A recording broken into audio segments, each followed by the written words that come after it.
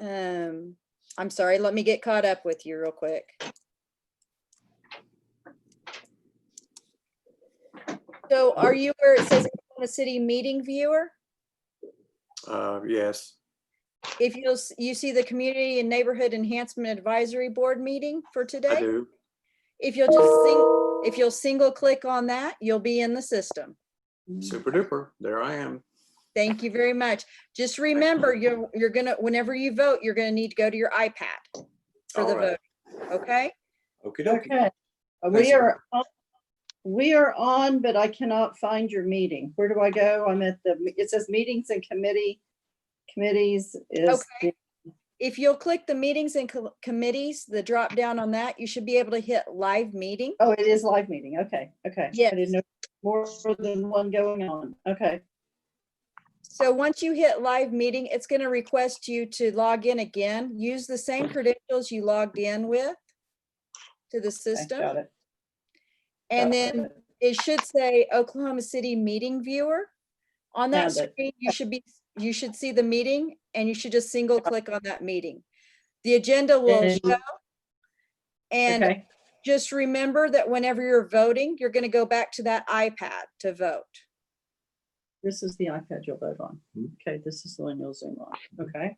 Remember, you'll need to touch it. Okay, make sure it stays live. Okay. Where do I vote? It'll be a pop-up for voting, right? Yes. Pop up for voting. Okay. It'll automatically populate for you to vote and give you the buttons. But as you talk, just make sure you hit that on occasion to bring it up and keep it live. Okay. Thank you very much. Certainly. Thank you. Jim, Tony, do either one of y'all need assistance logging into PrimeGov? Yes, I was trying to get into it here. What's the website? Is it primegov.org? It's okc.primegov.com/login. I can repeat that.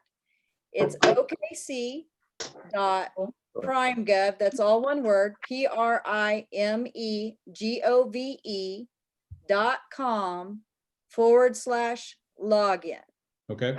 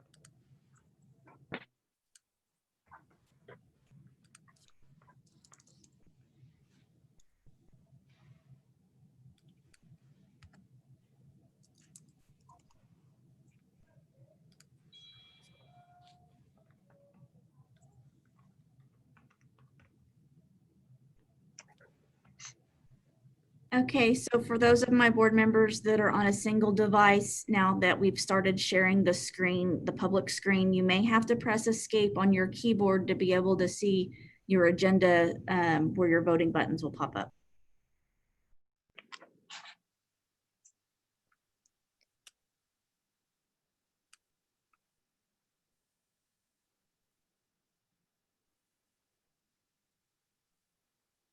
Were you guys able to get into the PrimeGov application?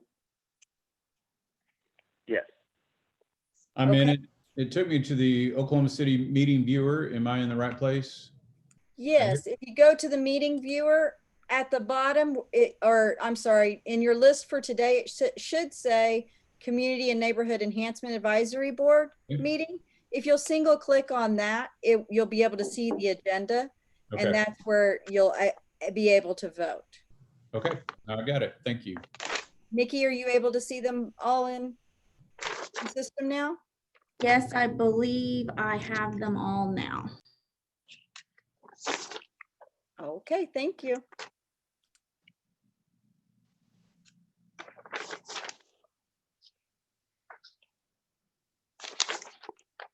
Okay, Hal, we do have quorum, so as soon as you're ready to start reading the script, you're free to go. Very good, very good. Good morning, everyone. Have a few announcements to start the meeting. Thanks for joining us for the City of Oklahoma City video conference of Community and Neighborhood Enhancement Advisory Board meeting. As you are aware, during the state of emergency in place during the COVID-19 pandemic and in compliance with the state and local stay-at-home orders, no physical location will be provided for this meeting. The meeting will instead be live streamed from remote locations. We want to remind everyone that as you have arrived in our virtual meeting, we have muted your mic. We have a few announcements to make regarding the virtual meeting. If the video conference is disconnected at any time during the meeting shall be stopped and reconvened once the audio connection is restored. If communications are unable to be restored within 30 minutes, items remaining for consideration will be continued to Monday, July 13th at 10 a.m. via teleconference. Anyone wishing to speak about an agenda item or public hearing or to speak under citizens to be heard, please call 405-297-2406 or email mark.mishoe, MISHOE @okc.gov. Speakers will be allowed 3 minutes to comment. When you call in, staff will be muting your line. Please keep your lines on mute until you are recognized to speak. To unmute your phone, press *6. We ask all participants except the board members to keep their lines on mute until they are recognized to speak. Board members will be allowed to ask questions or comment at any time during the meeting. Please remember that only one person can be heard at a time. If more than one person speaks, we will not hear you both. For anyone speaking today, including board members, please identify yourself when you begin to speak. The agenda and documents discussed in this meeting are located at okc.gov. At this time, we'd like to call the meeting to order. This is our July 6th, 2020 meeting for Community and Neighborhood Enhancement Advisory Board. The city clerk has verified that we have a quorum. This meeting is now beginning. First item is to approve the minutes from the May 4th, 2020 meeting.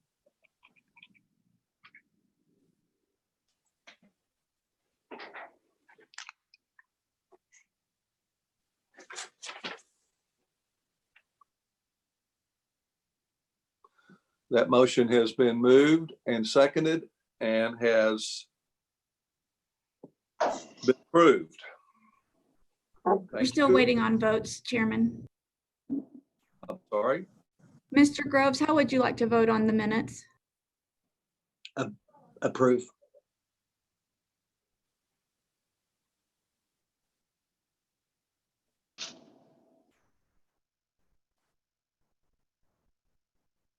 That has passed. Thank you. Next, number 3, items for consideration. I want to remind everyone that if the video conference is disconnected at any time during the meeting shall be stopped and reconvened once the connection is restored. If communications are unable to be restored within 30 minutes, items remaining for consideration will be continued to July 13th at 10 a.m. via teleconference. 3A, street resurfacing projects, status update. Good morning. This is Mike Clark with the Public Works Department. Thank you all again for joining us via the Zoom meeting app. We know it is not always easy, and we appreciate your involvement. We also appreciate Amy's assistance and patience in helping to connect us all.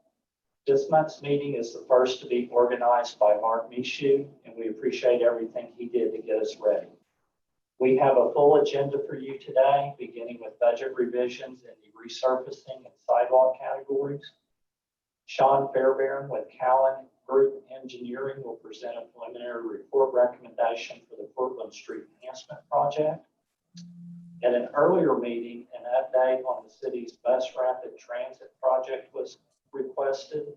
And today, Jason Fairbush and Jesse Rush with Brt will provide us a BRT overview and describe how the approved bicycle and infrastructure sidewalk projects will play a role in that process. Finally, since revenue collections ended in March, our staff can now make a projection on the total funding available for the board and city council to allocate.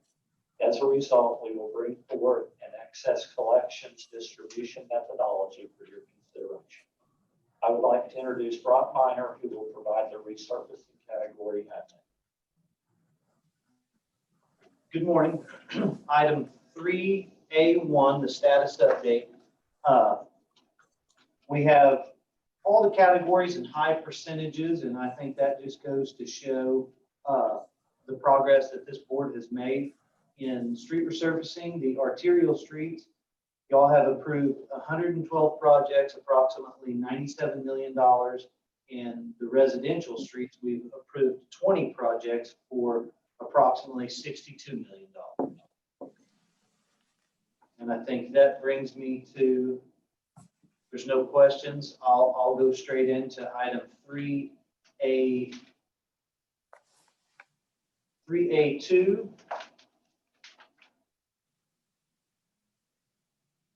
Which this is a request for a budget revision.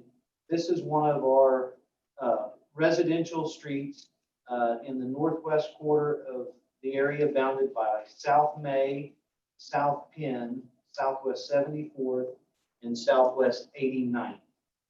This was a typical project where there's 5 inches of asphalt, and we didn't think that there would be a lot of full depth paving repairs needed.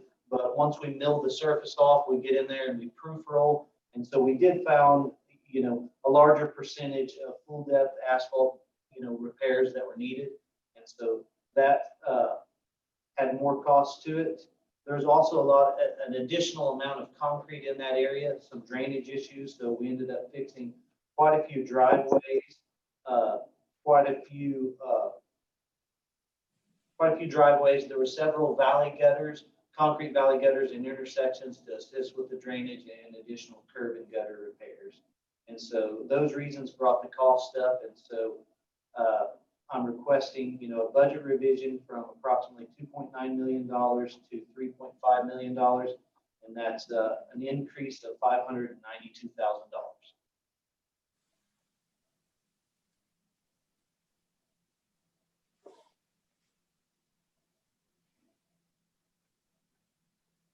Very good. Are you concluded, Brock? I am. If there's no more questions, then yeah, we would request that we approve that. Are there any questions from the board? Okay, this requires a vote. It's been moved and seconded. Mr. Groves, how would you like to vote? Approve.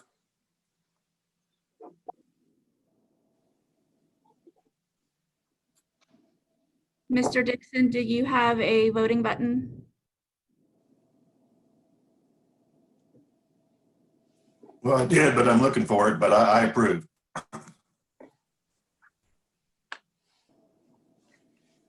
That motion passes. Thank you. Thank you.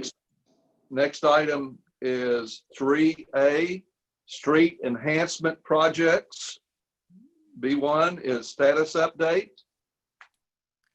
Good morning. This is Lakeisha Dunbar, Program Planner, Transportation Program Planner for the Planning Department. I will be presenting, bringing a status update on items 3B, 3C, and 3D. Starting with 3B, Street Enhancement Projects update.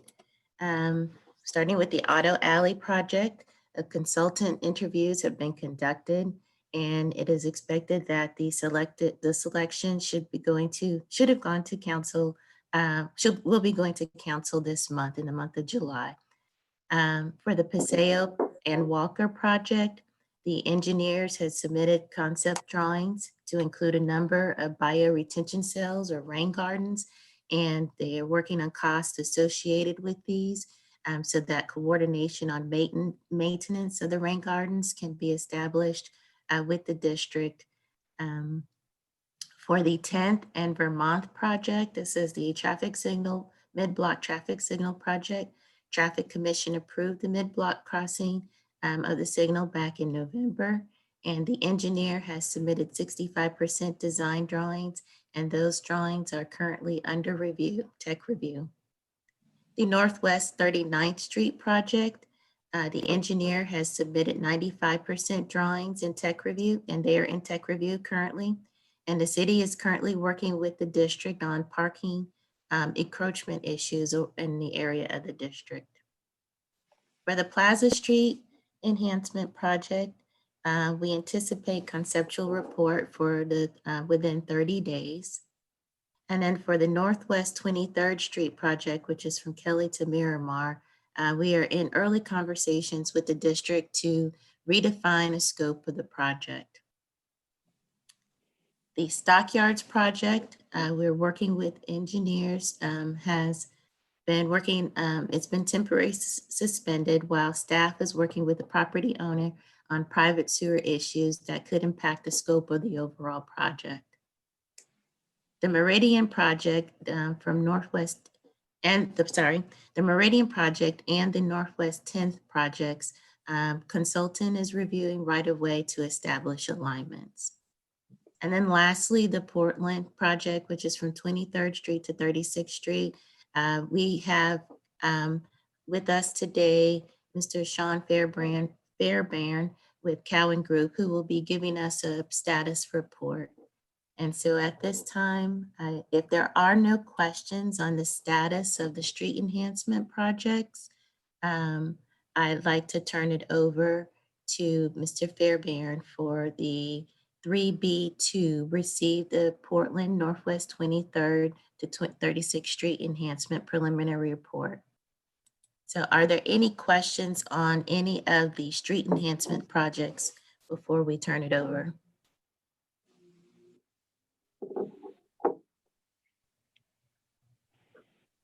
This is Mark Michaud. Can you hear me? Hi, Mark. Yeah, I had a phone call. Someone wanted to speak on the Morgan Road project. Is that part of this? That may need to be saved for the end of the agenda, that it would not be part of the street enhancement project report at this time. All right, thank you.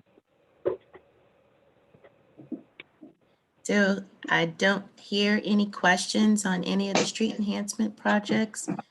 Would Sean be ready to give his report at this time? Yes, thank you. Good morning, this is Sean Fairbairn with Cowan Group Engineering, and I'm going to share my screen for a presentation.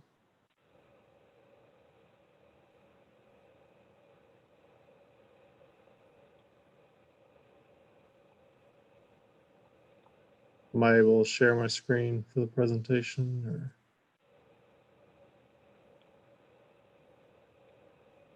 You should be able to.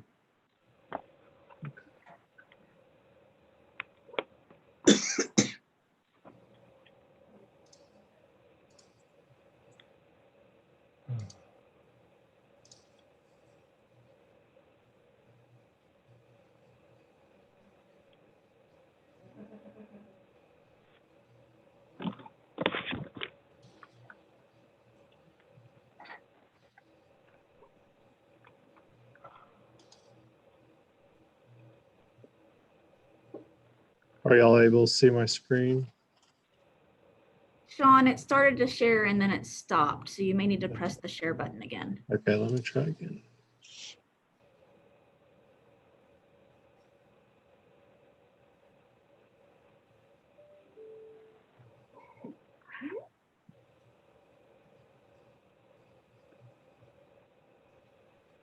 We can see it now. Okay. Well, thank you again for having the opportunity to present this to you. This is the North Portland streetscape from Street Enhancement Project from Northwest 23rd to Northwest 36th Street. We presented just a project introduction to you all in October about this project. And today what we have before you is a recommendation on approval of the preliminary report. So just a brief overview of the project team. We're with Cowan Group Engineering. We're established in 2012. We have about 30 full-time staff, just a general engineering firm with extensive municipal experience. As a part of our project team, we have a traffic engineer. Lead engineering was an integral part in the development of the preliminary report.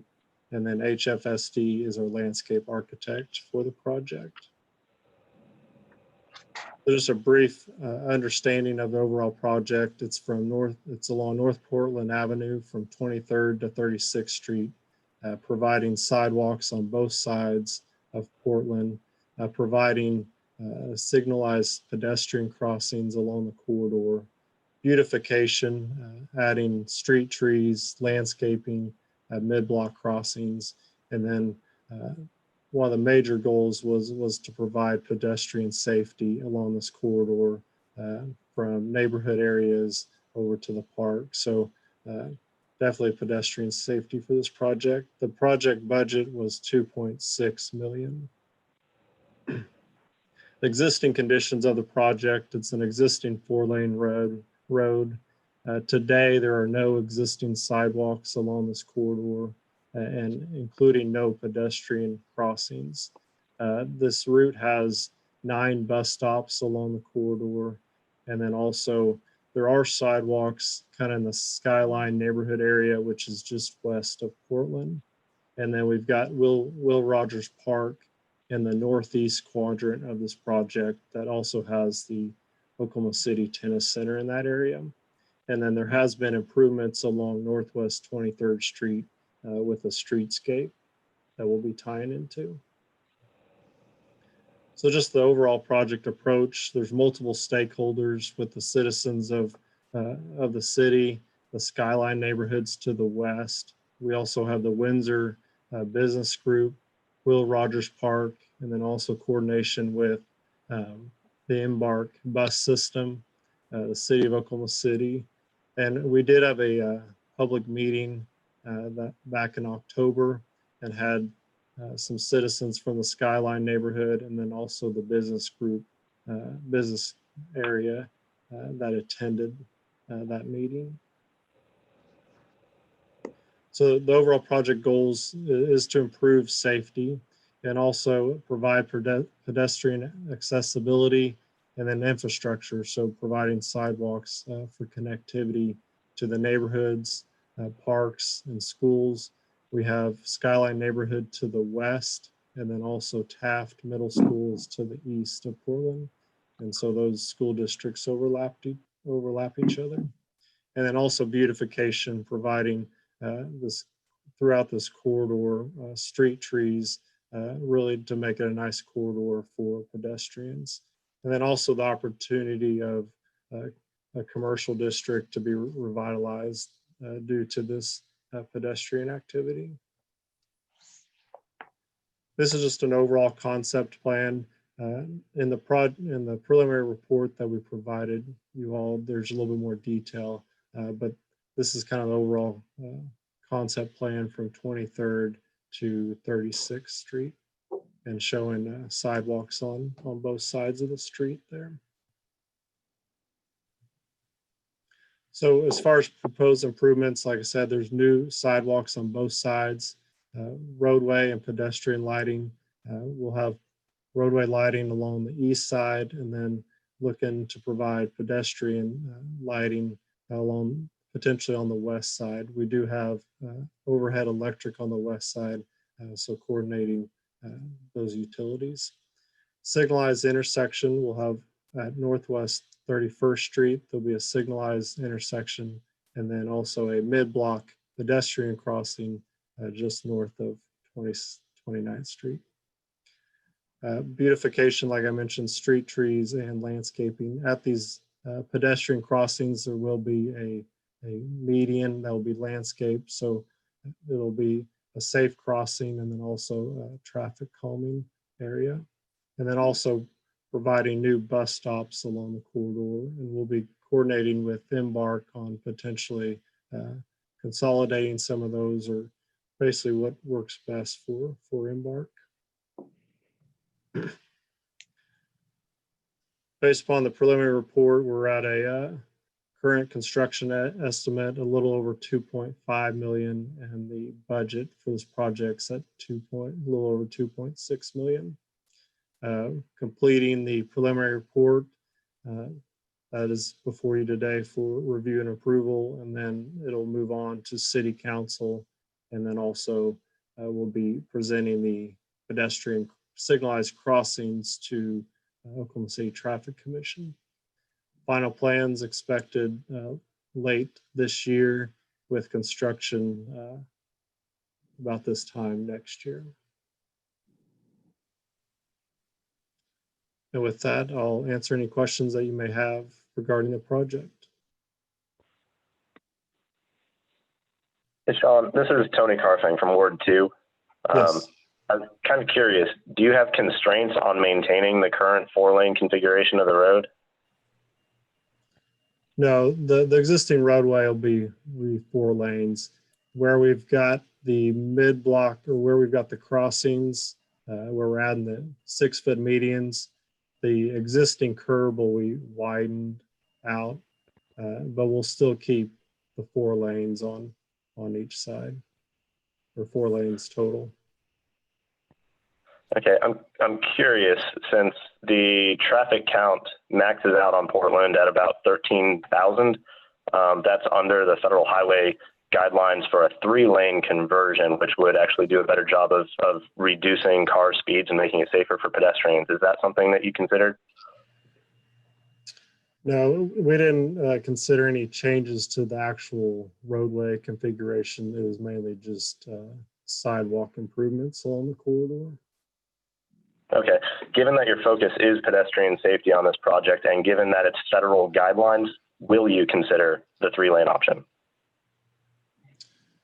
At this time, it's we're just looking at it more of a sidewalk street enhancement project. So I live just off of Penn, and as part of Better Streets, Safer City, Penn got some nice sidewalks in as well, but that didn't slow down cars at all, and that does not make it friendly to walk on whatsoever. So I highly encourage you to consider something additional for traffic management. And especially with the traffic counts only being 13,000, the 3-lane configuration would not only reduce car crash rates, but it would also have no impact on traffic throughput either. So I see it as a win-win, and have total expectation that that's in scope of this project.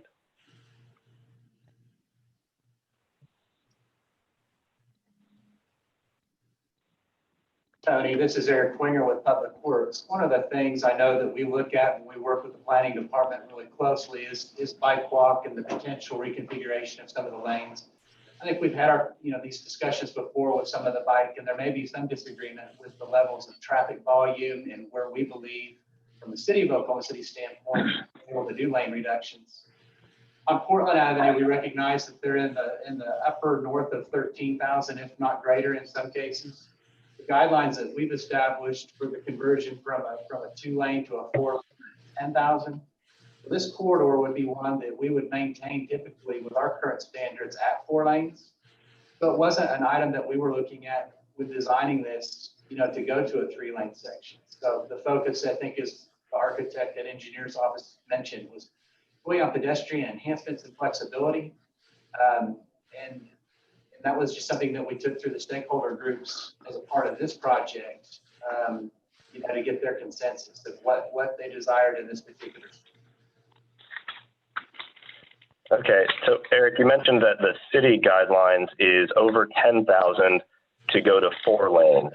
Is there a reason why the city wants to differ from federal guidelines where 14,000 should be fewer? So the city guidelines are actually the ACOG guidelines. So the city guidelines we used to have, I think if you recall, we had some of our early bike components were actually down to 7,500 and we raised those to 10,000 as a part of Better Streets, Safer Cities. So our city guideline has actually increased to match the ACOG guidelines. Okay. Which we think is a number that is a good number. It's a number higher than what we traditionally have utilized. But again, as we look to make street enhancements and evaluate projects in the future, that's just where we're at today, is to match the ACOG figure. Okay, just still strikes me as peculiar, given that federal guidelines are 14,000 and below should be 3 lanes or less, with evidence citing that the 3-lane configuration reduces crash rates up to 47%. And again, I think you're being able to bring that question to us and us to revisit that was the reason that the city used the ACOG numbers and revisited the designs for those. So, I mean, we are looking for safe corridors, and I don't disagree. I mean, I think we're doing all we can, and different streets have different conditions, and some are easier to reduce lanes on than others. I'd like to chime in also and state that the scope of the project is primarily to improve pedestrian access and also looking at crossings for pedestrians.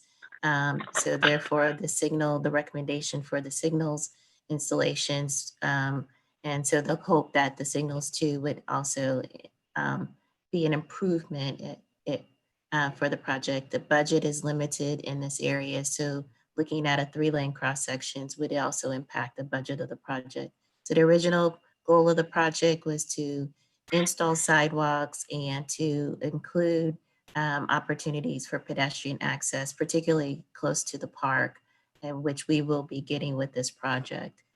But it was not originally in consideration of looking at a 3-lane cross section for this project. Okay, I appreciate that, Lakeisha. I actually have a constituent who lives over in Skyline who's really excited to have a safe crossing to get to that park. So really appreciate that. However, since the curb is going to be widened to handle a median, that strikes me as also redoing some paint. And so if we're already redoing some paint, I feel like a reconfiguration wouldn't add that much. But I can continue this conversation with Eric and planning for the 3-lane policy going forward on as a sidebar. Okay. Are there any? Yes, this is Sandino. I had just a couple of questions, and I wanted to make sure that I was clear about what I was seeing in the package. How many pedestrian crossings are there proposed? 3. Currently, there's 2 proposed as a part of the current budget, and then there's 2 still under consideration by planning and public works. Okay. So if I'm understanding correctly, that would give you a maximum of 4.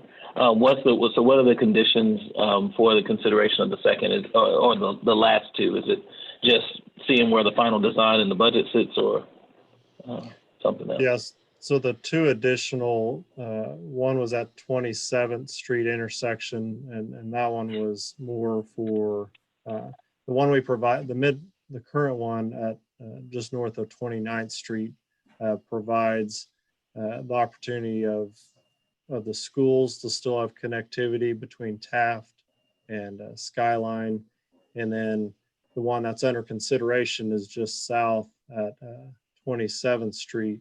And that's a signalized crossing, and that was one that planning's looking at reaching out to the schools a little bit more detail to see if that's a better option for a connecting point.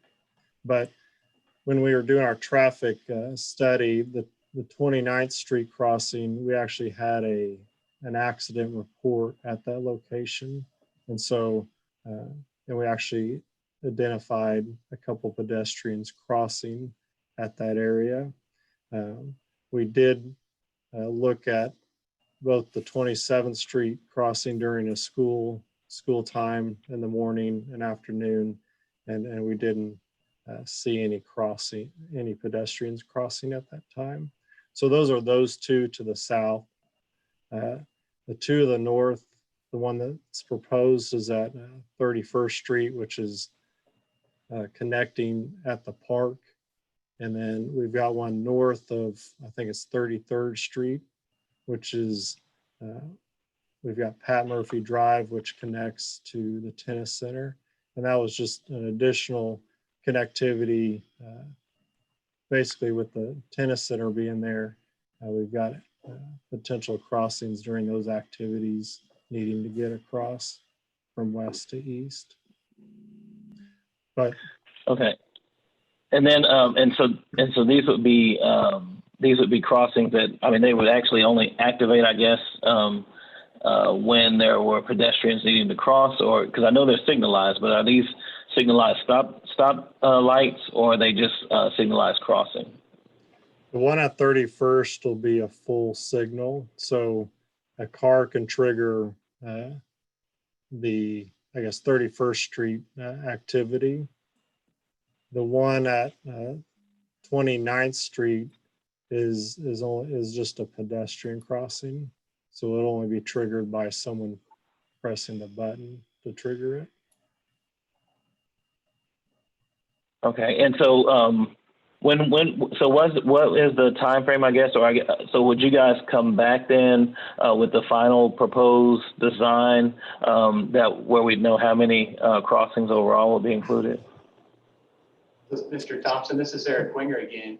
What we're planning to do is to bid the additional 2 crossings as add alternates to the project and maximize as much as we can. So the hope is that we can get maybe that 3rd one, potentially the 4th. Cost for those crossings can anywhere be between $250,000 to $300,000. So I think, as you saw in those initial slides, we're right on the budget right now. So our goal would be, with your approval of the preliminary report, is that we go forward and bid all 4 crossings with the base bid, including the first 2 that Mr. Fairbairn just mentioned. And if we can get more, we will. But that would also be to help Mr. Carfang's response. You know, we did not anticipate a complete restripe of this mile or a resurfacing of this mile, which again, it's a budget constraint for it being a pedestrian project. It's not that it shouldn't be a bicycle project. It just wasn't primarily a bicycle. It was more for ped and ped improvements. Yeah, so that helps. That's what I was curious about, Eric. So I appreciate that explanation. And I remember early on when we were talking about this project and and sort of what the thought process was, at least behind trying to get it involved with the street enhancement. So I just wanted to get a clear picture on what the pedestrian access is going to look like, because I do think this is a great amenity. It's not in my ward, but it's a part of my city. So and that access to Will Rogers Park, I think. It will be really beneficial in Portland. So I just wanted to make sure I had a clear understanding about what those crossings are going to look like. So that makes some sense, and I'm hopeful that we can get all of them in there, because I think in this case, particularly, the more the better. One of the goals of staff is to get all the preliminary reports for any of the design projects to the advisory board for recommendation to council. We wouldn't anticipate bringing final plans back unless there was a significant change. So if something happened between the preliminary report and the final plans and it dramatically changed the design, we'll move forward with the bidding as scheduled. But again, if there's a change, we're absolutely bringing that report back to get the advice of the board before we do something different. Okay, thank you. Are there any additional questions of Mr. Fairbairn? Yeah, this is Tony again. Just 2 quick ones. Mr. Fairbairn, you mentioned traffic studies and pedestrian studies. Would we have access to those? Yeah, the traffic studies and appendix of the preliminary report. So it's included in your packet, I think. Okay, great.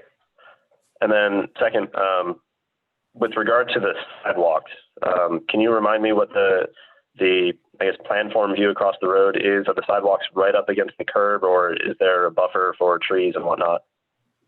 So the goal is to have the buffer with trees between the curb and the sidewalk, and so the sidewalk would sit 5 to 8 feet offset the curb. There are some areas where we're challenged by grading that the the sidewalk will sit up against the back of curb in areas, but wherever possible, we're offsetting it off of the curb to provide a better experience for the pedestrian. Okay, great. Thanks. Are there any additional questions for Mr. Fairbairn or staff regarding this project and presentation? Thank you. If there are no other questions, we need to recommend an approval, requires a vote. Approval of the report to the city council.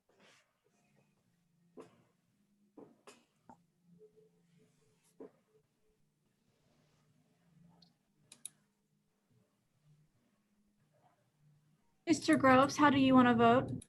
Approve.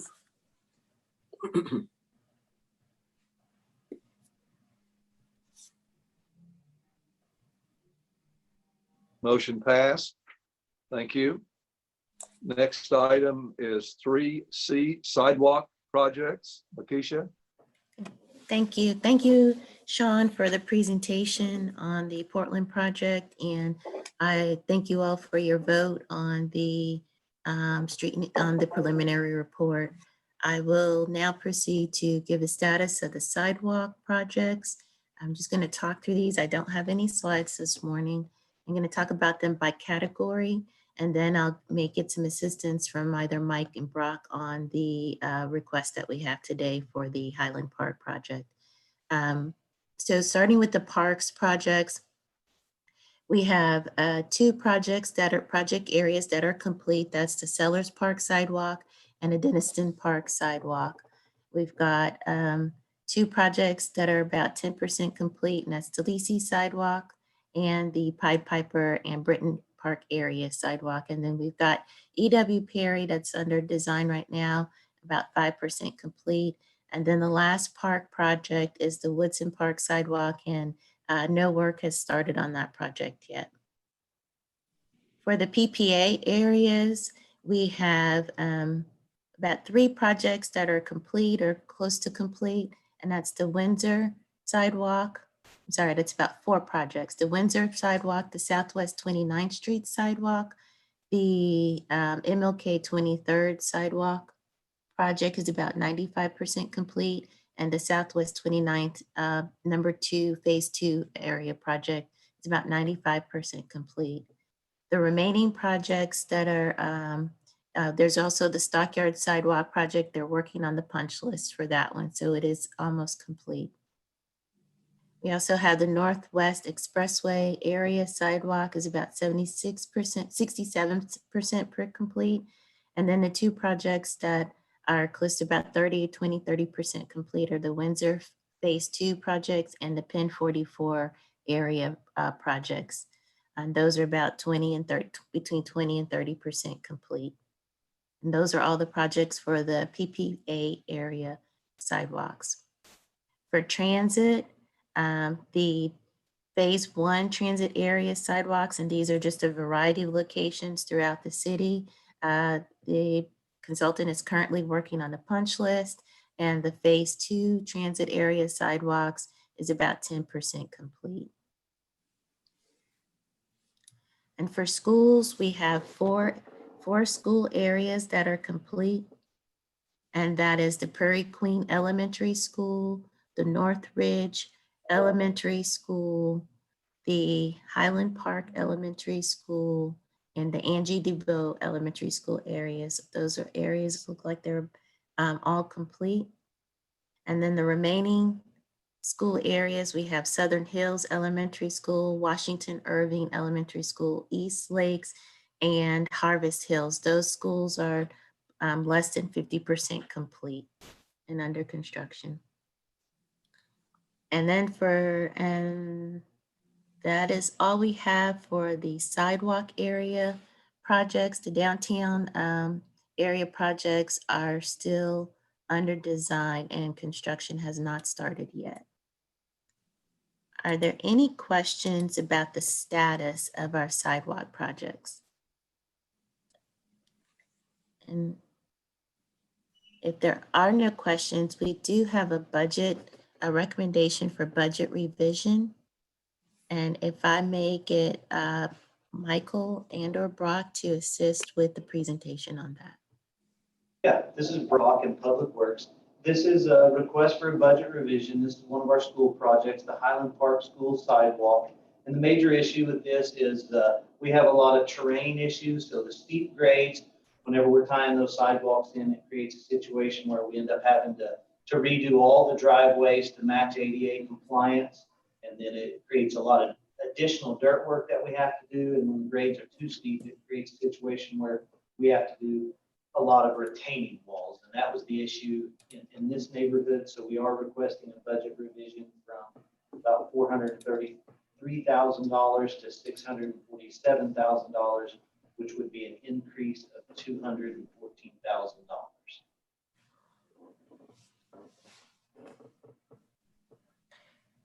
Thank you, Brock. You're welcome. So with that, we have a recommendation for a budget revision on the Highland Park Sidewalk Project.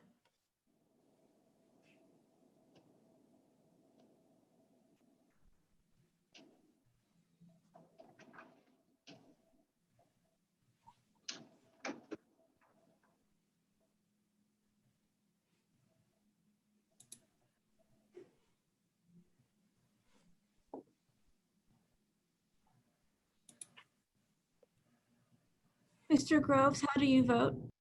Approve.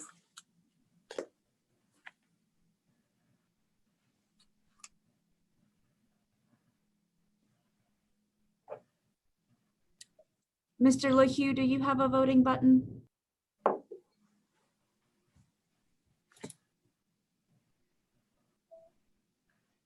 That motion passes. Thank you. Next item is 3D bicycle facilities, status update. Again, thank you for your approval on the sidewalk recommended budget revision and for the bicycle facility status update. Going through our list of projects, starting with our general purging project phase 1, design is 100% complete and we are ready for construction and anticipate a start in August for the striping for the general purging phase 1 project, which is from May to Penn. The phase 2 project, which is essentially along Main Street from Penn to Lee, is 90% designed, and we're currently working through coordination with property owners and discussing decisions that need to be made about on-street parking through this portion of the project. The Walker Avenue project is not originally funded as a sales tax project, but we've been talking about it through this process and want to report that the design on it is 100% complete, and we anticipate construction to start this month. The PO has been requested and in order to write the work order, and so we expect work to start on this anytime now. The Lodi Avenue project is 90% complete. We are working on some revised parking considerations, on-street parking considerations for this project that'll be along Lodi between 13th and 23rd Street. And so we may need to do some additional coordination there. And then the Spring Lake Avenue project is also 90% complete. And there too, we do some additional coordination. There may be some small on-street parking considerations there as it goes through a neighborhood area, but we've coordinated with the council member and she is on board with these, particularly with the Lodi project and the Spring Lake Avenue project. The Linwood Avenue project is also 90% complete design, and we'll be working on some city approval for transition areas, and we are completing consideration of extending the project an additional 3 blocks for this project as a recommendation, as a request from a developer. and that may come back for more discussion later. The 25th Street project is 50% designed, and the plans are on hold right now as we still need to coordinate some on-street parking considerations through there, particularly between May and Blackwelder area. The 59th Street project is about 10% design. And we're working towards the 30% design. And this project will be utilizing SDBG funds with the sales tax match. And so this one was approved back in March by ACOG to receive SDBG funding. And so we'll be further discussing this one, but the designs are working towards the 30%. The Villa Central project, the Wilshire project are currently on hold. So no design has progressed at this time. The Villa Central project, again, is on hold, and to coordinate with the street enhancement project, the Stockyards area street enhancement project. And then the Wilshire project also is on hold at this time as we are investigating opportunities for additional funding for this project, where we like to increase the scope of this project from a bike lane project to potentially to a trail project to connect to the Northwest Expressway pedestrian bridge. A bike and pedestrian bridge that's being designed and constructed. And then the last two projects on our list are the Villa North and the Independence and Grand project. As we will have Jesse Rush to do a presentation as soon as I'm done on the BRT project. So these two projects here cross the Northwest Expressway BRT corridor.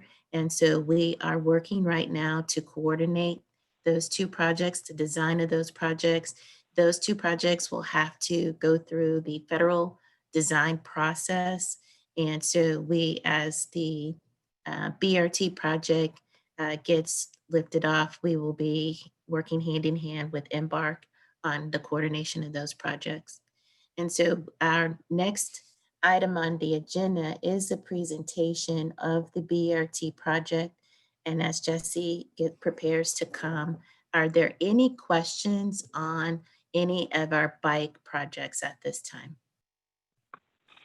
This is Cedillo. I had a couple of questions, and I think one of them might have just been something I didn't hear. So I think the update you gave was primarily for the percent complete on the design of that bicycle infrastructure. Is that correct? Correct. The status Okay. that I gave is specifically on the design. No construction has started to date. The next project that we expect to start anytime now would be the Walker project, which is not officially a sales tax project. And then the General Pershing Phase 1 project, we anticipate construction to start on that one in August. Okay, that was leading to my next question. I was curious if there were updates as far as timelines for construction, because it seems like we're pretty far along with several of them. If there were updates as far as timeline for construction on any of the others, aside from, I guess, Walker and Pershing. I do not have a timeline as of yet. We expect that the next time, the ones that have progressed the most that we could probably bring back a construction timeline on would be the Phase 2 General Pershing, the Lodi Avenue project, the Spring Lake Avenue project, and the Linwood Avenue project. Those 4 projects have progressed as far as design, and we would hope to have a construction timeline for you at the next meeting. Some things that are holding up the construction timeline is the coordination on-street parking, specifically for the General Pershing Phase 2 project. We need to coordinate with some of the property owners on that one. And the Lodi project has some on-street parking considerations that we also need to coordinate with some of the property owners. So that's kind of the holdup right now as far as construction is concerned with those next 4 projects, but we should be able to bring you a timeline at the next meeting. Okay, very helpful. Thank you. Lakeisha, this is Tony. Thank you for the update on all this. One quick question on the 59th project. Did the surface transportation block grants get federally approved already? No. So Okay. the stage where that is it will go through the STIP process this summer. Is typically it will go through the TIP process over the summer, and those funds will be available for that project when approved, will be available in October. But it has been approved by ACOG. So the funds, the committee and ACOG have approved that project for funding. All right. Thank you for the clarification. I appreciate that. Okay, you're welcome. Are there any other questions regarding the other bike projects or any of the bike projects at this time?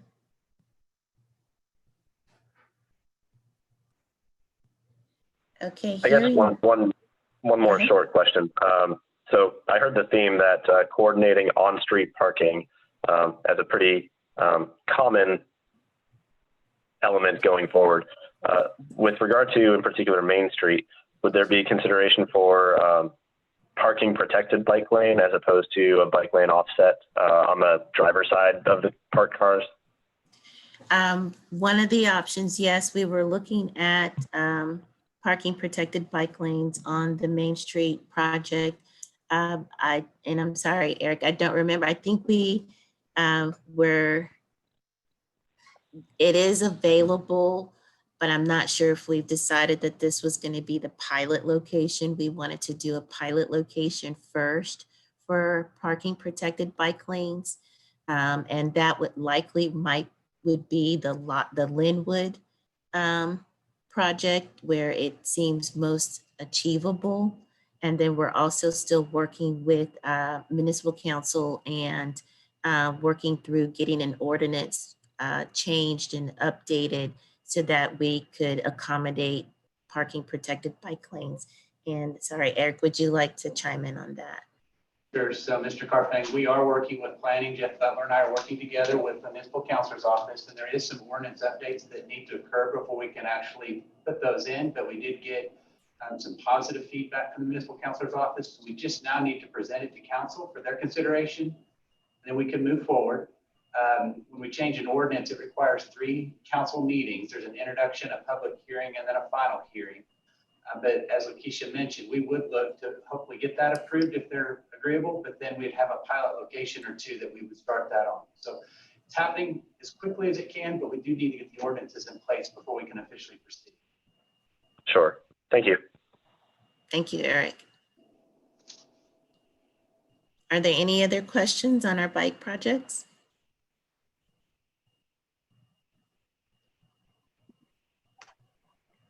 Okay. So hearing no additional questions at this time, if Jesse Rush is ready, I'd like to introduce him. He's with Embark, and he will be doing our presentation on the Northwest BRT project.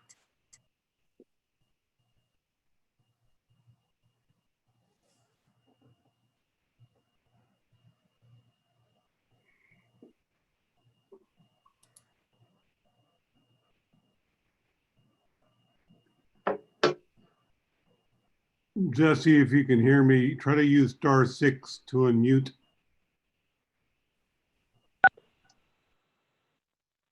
Hello, how's that? Much better. All right, thank you. Well, good morning, committee. Hi, this is Jason Fairbrush. I'm the director of the city's Public Transportation and Parking Department, Embark. And me and Jesse Rush are going to present a BRT overview to you this morning. I'll start the presentation off and then hand it over to Jesse. And I guess before we start, certainly wanted to thank the committee for having us this morning, being able to share the project with you, and certainly recognize the committee's contribution to the project, as well as the planning department and the public works department. It's definitely taken a lot of coordination between a lot of different groups, a lot of different individuals. So As we get started this morning, we're going to go ahead and share our screen with you so you can see the presentation. You should have it visible now. Are you guys seeing the presentation? Yes. All right. Well, what I wanted to start with this morning, again, just kind of a real high-level overview of bus rapid transit in Oklahoma City, and talk a little bit about the vehicles, the platforms, the corridor itself, and then, of course, the customers that we hope to serve. BRT, as most of you probably know, stands for Bus Rapid Transit. Bus rapid transit is done differently in different markets, different parts of the country. You have bus rapid transit systems that run in dedicated rights-of-way exclusively. You have bus rapid transit systems that operate in mixed traffic. And really what I would say the focus on bus rapid transit is in the name. It's like whatever it takes to get that rapid transit or that high frequency and short trip time. And so that's really, among other things, one of the things that differentiates bus rapid transit from say a normal fixed route bus system, frequency and the trip time. But in addition, generally what you're going to find with bus rapid transit is a different type of a vehicle. Usually the vehicles are a little bit more of a modern design. There are manufacturers now that have buses designed just for bus rapid transit. You'll notice here on the slide, if you can see the interior of that bus, you'll notice it has the high back seats. A lot of the bus rapid transit vehicles will be equipped with Wi-Fi and some customer amenities like that. The other thing that you're going to notice, particularly with bus rapid transit in Oklahoma City, is a differentiation when it comes to branding. The vehicles will look different than a typical Embark fixed route bus, and they will be low emission vehicles, all with CNG propulsion. So the other thing that sets bus rapid transit apart from a normal fixed route system is a platform. I say a platform because it's not a typical bus stop. And here's an image here of a platform that features a lot of the things that we'll see with the Northwest BRT, and that is covered shelter. You'll see plenty of signage, particularly electronic signage with real-time arrival information.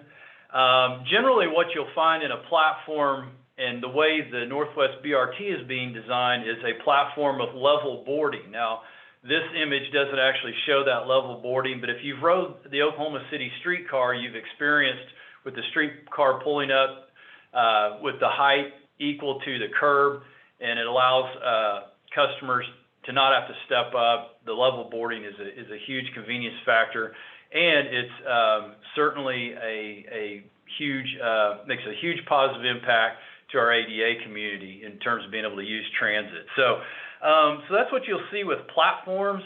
The corridor itself is the Northwest Corridor, starting at downtown, going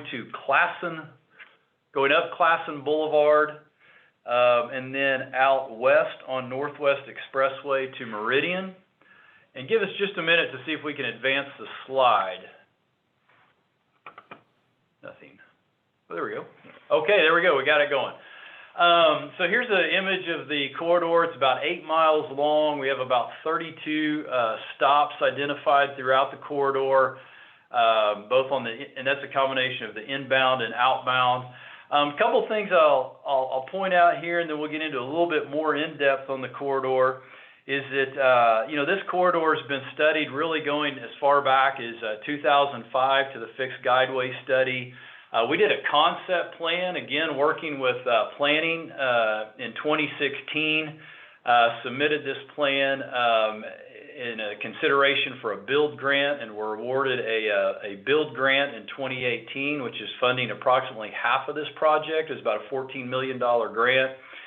And Our planned, and we'll get into it, but our planned frequency on this corridor during peak times is anywhere from 12 to 15 minutes. And putting a bus on Northwest Expressway is something that we haven't done before, but with the project design, we'll be able to safely provide rapid transit through this dense area of our city. In terms of the types of customers that we hope to serve and hope to attract with Bus Rapid Transit, again, think of it as being a standalone brand within the Embark family of services. It will serve our existing bus customers. We also anticipate it serving people that are new to using transit. How will we do that? Again, through some of the branding, the fact that it is a service level above and beyond our fixed route system with 12 to 15 minute frequency, the platforms I've described. But then also in a couple of park and rides that we have contemplated for the project will actually allow people to be able to either ride their bike or drive their car to various park and ride locations and use the BRT to navigate the corridor. I had alluded to the fixed guideway plan, I think, on a slide previously.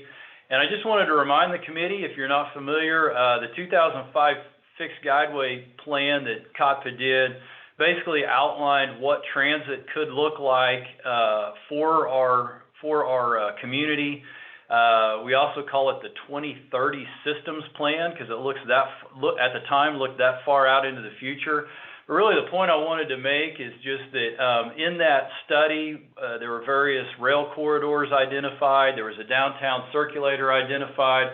But the green lines that you see on the map here are various BRT corridors that were looked at back in 2005. And the project that we're talking about today, the Northwest BRT, is consistent with that study, even going back to 2005, serving Classen Northwest Expressway. And again, this project goes out to Meridian, but could be expanded in the future all the way out to the Turnpike, particularly to, again, attract those that are new to transit or that would like a park and ride opportunity.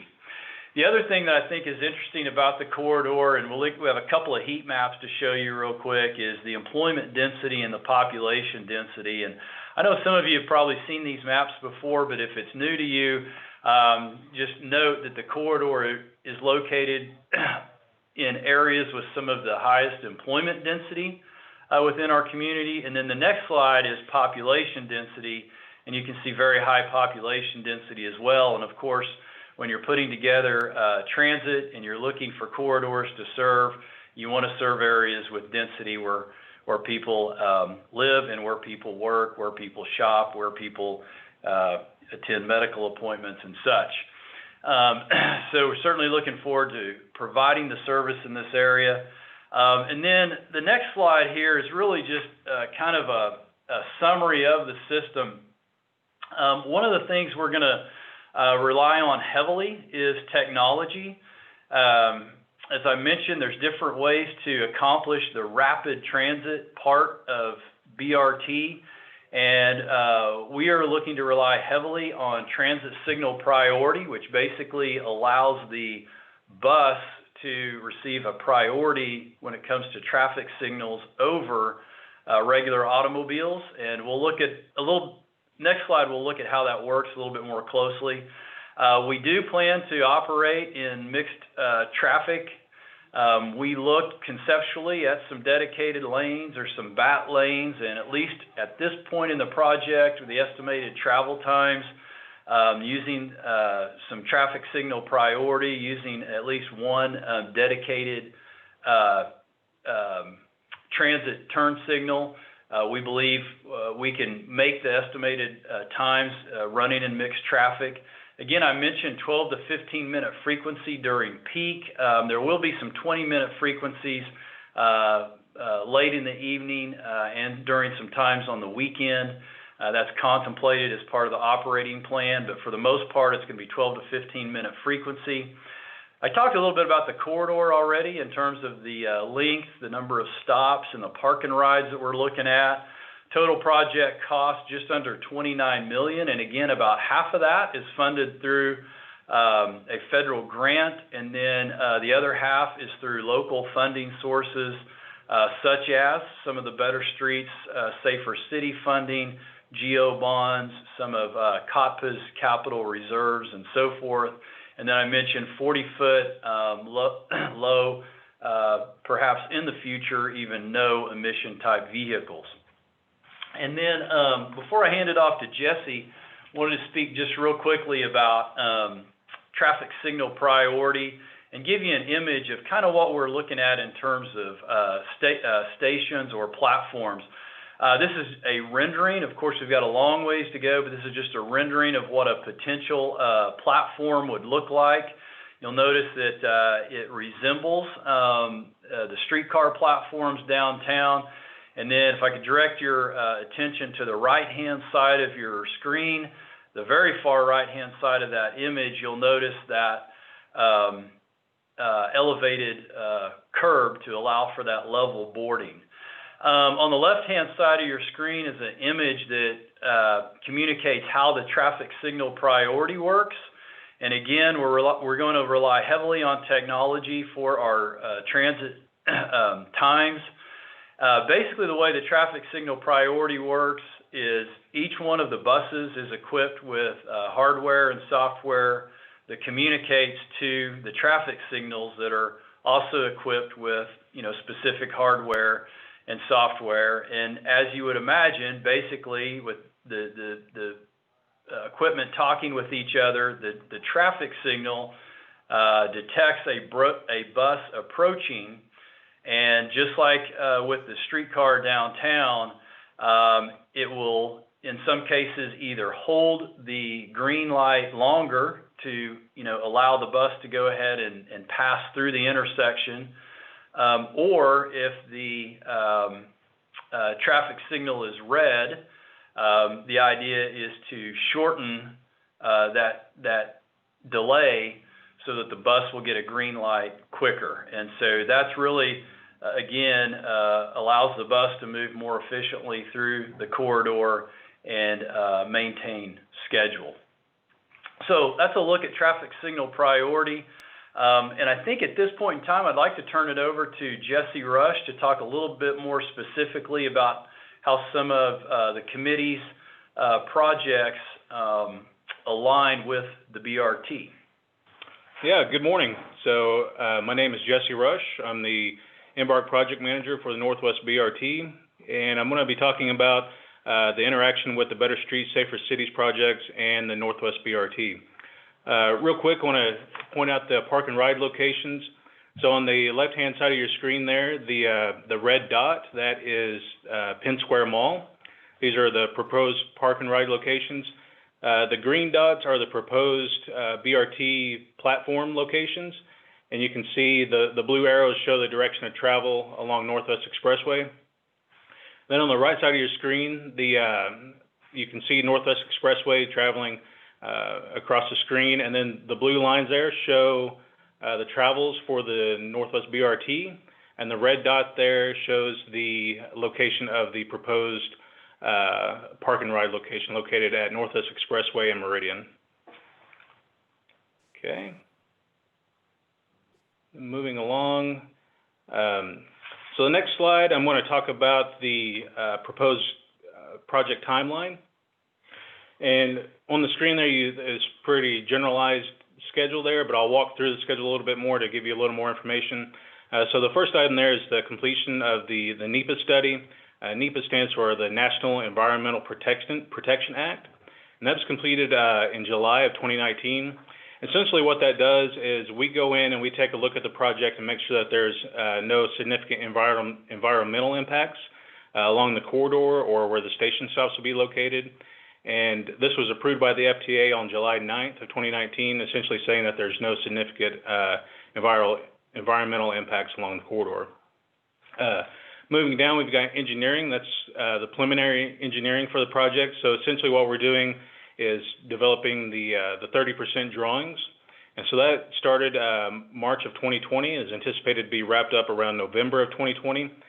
And we'll be taking that preliminary design report to the COPTA board for approval. And then once it's approved, we'll move into the final design. And during the final design, anticipated to begin around November of 2020, wrapping up around spring or March of 2022. So during that final design, we'll be bringing 60% drawings, 95% drawings, and then finally the bid documents to the different committees like Public Works for review and keep the project moving along. And then moving down to bus procurement, it's pretty self-explanatory, but essentially what we'll be doing is developing the specifications for the bus procurement and then negotiating with the different bus manufacturers to purchase our buses. And that's anticipated starting in early October. And then moving along to right-of-way acquisition. So once the preliminary design report is established, we have our route established and the potential locations for all the platforms, then we move into the process of purchasing right-of-way if needed. And then also during that process, we'll purchase additional right-of-way for construction access, those types of things. And usually those are temporary right-of-way acquisitions. And then moving into construction, so we anticipate that construction will start around June of 2022, and then wrapping up the summer or June of 2023. And then moving on, we are anticipating starting revenue service in October of 2023. And then there's a line item on there for period performance. And so essentially what that is part of our FTA requirements for our grant is that we go in and we set a base performance standard, and then we monitor that throughout the process of revenue service, and we anticipate that performance period to wrap up around fall of 2024, and then project completion is anticipated to wrap up in the fall of 2024. Okay, moving on. So this is the proposed budget. Now what you'll see on the slide here is the overall proposed budget for the local match funds. The project, like Jason mentioned, is estimated at $28.8 million.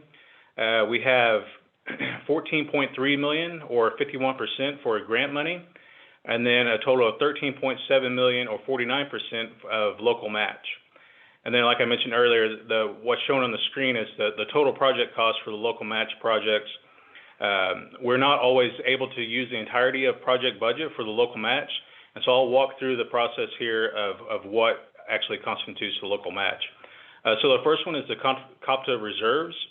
So of the 1.4 million, we'll be using 700,000 to be counted toward the local match, and that'll be going toward the A&E contract. And then planning's GEO bond, the 1.4 shown on your screen, will be using 535,000 of that for local match, and that's towards Sidewalk Project on North Classen. And then Public Works GEO bond, we're able to use that entire $2 million toward local match, and that's for traffic signal improvements. And then the Better Streets, Safer Cities, we're able to use 2.2 million of the 2.9 million project budget toward local match. And then Transit's GEO bond, we're able to use the entirety of the 8.3 million. That's broken down with 5.4 million going from vehicles, and then 2.5 million for station stops. And we've got a $400,000 contingency built into that.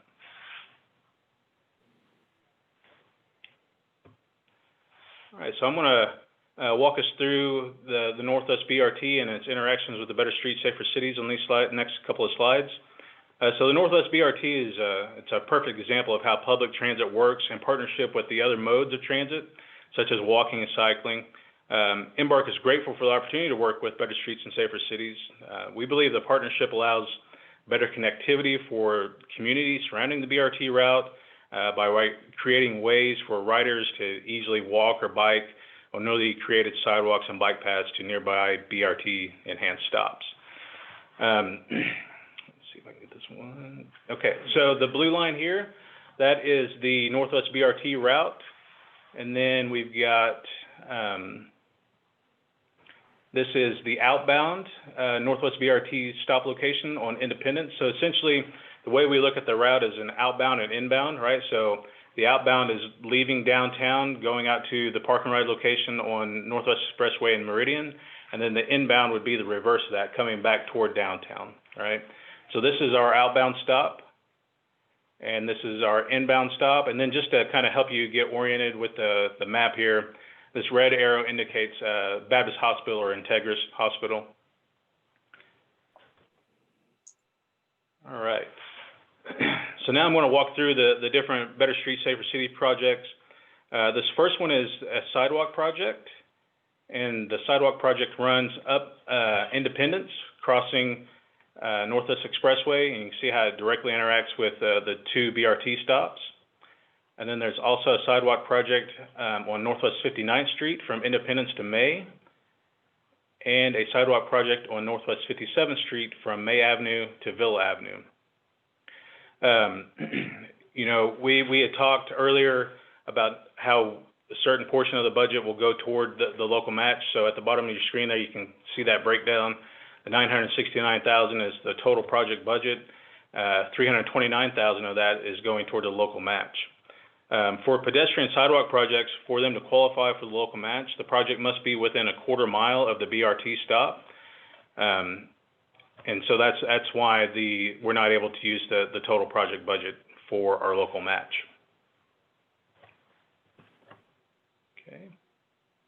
And then the arrow again for Integris Hospital. The next project is, you know, the Better Streets, Safer Cities projects for the Northwest BRT are not always sidewalk projects. They also include bike projects, such as this one located on Villa, on the right side of your screen there. This project runs south from Northwest 67th to Northwest 10th Street. This section of the project that runs on Villa intersects the Northwest BRT and providing access to Northwest Expressway. For local match bike projects to qualify for local match, the projects must be within 3 miles of a BRT stop. This project is a quarter of a mile from the BRT stop shown at Integris Hospital, and then half a mile from the proposed BRT stop and proposed park and ride location located at Penn Square Mall. And then again, you can see the portions of the budget dedicated to local match, not quite being the total project budget, but just slightly less.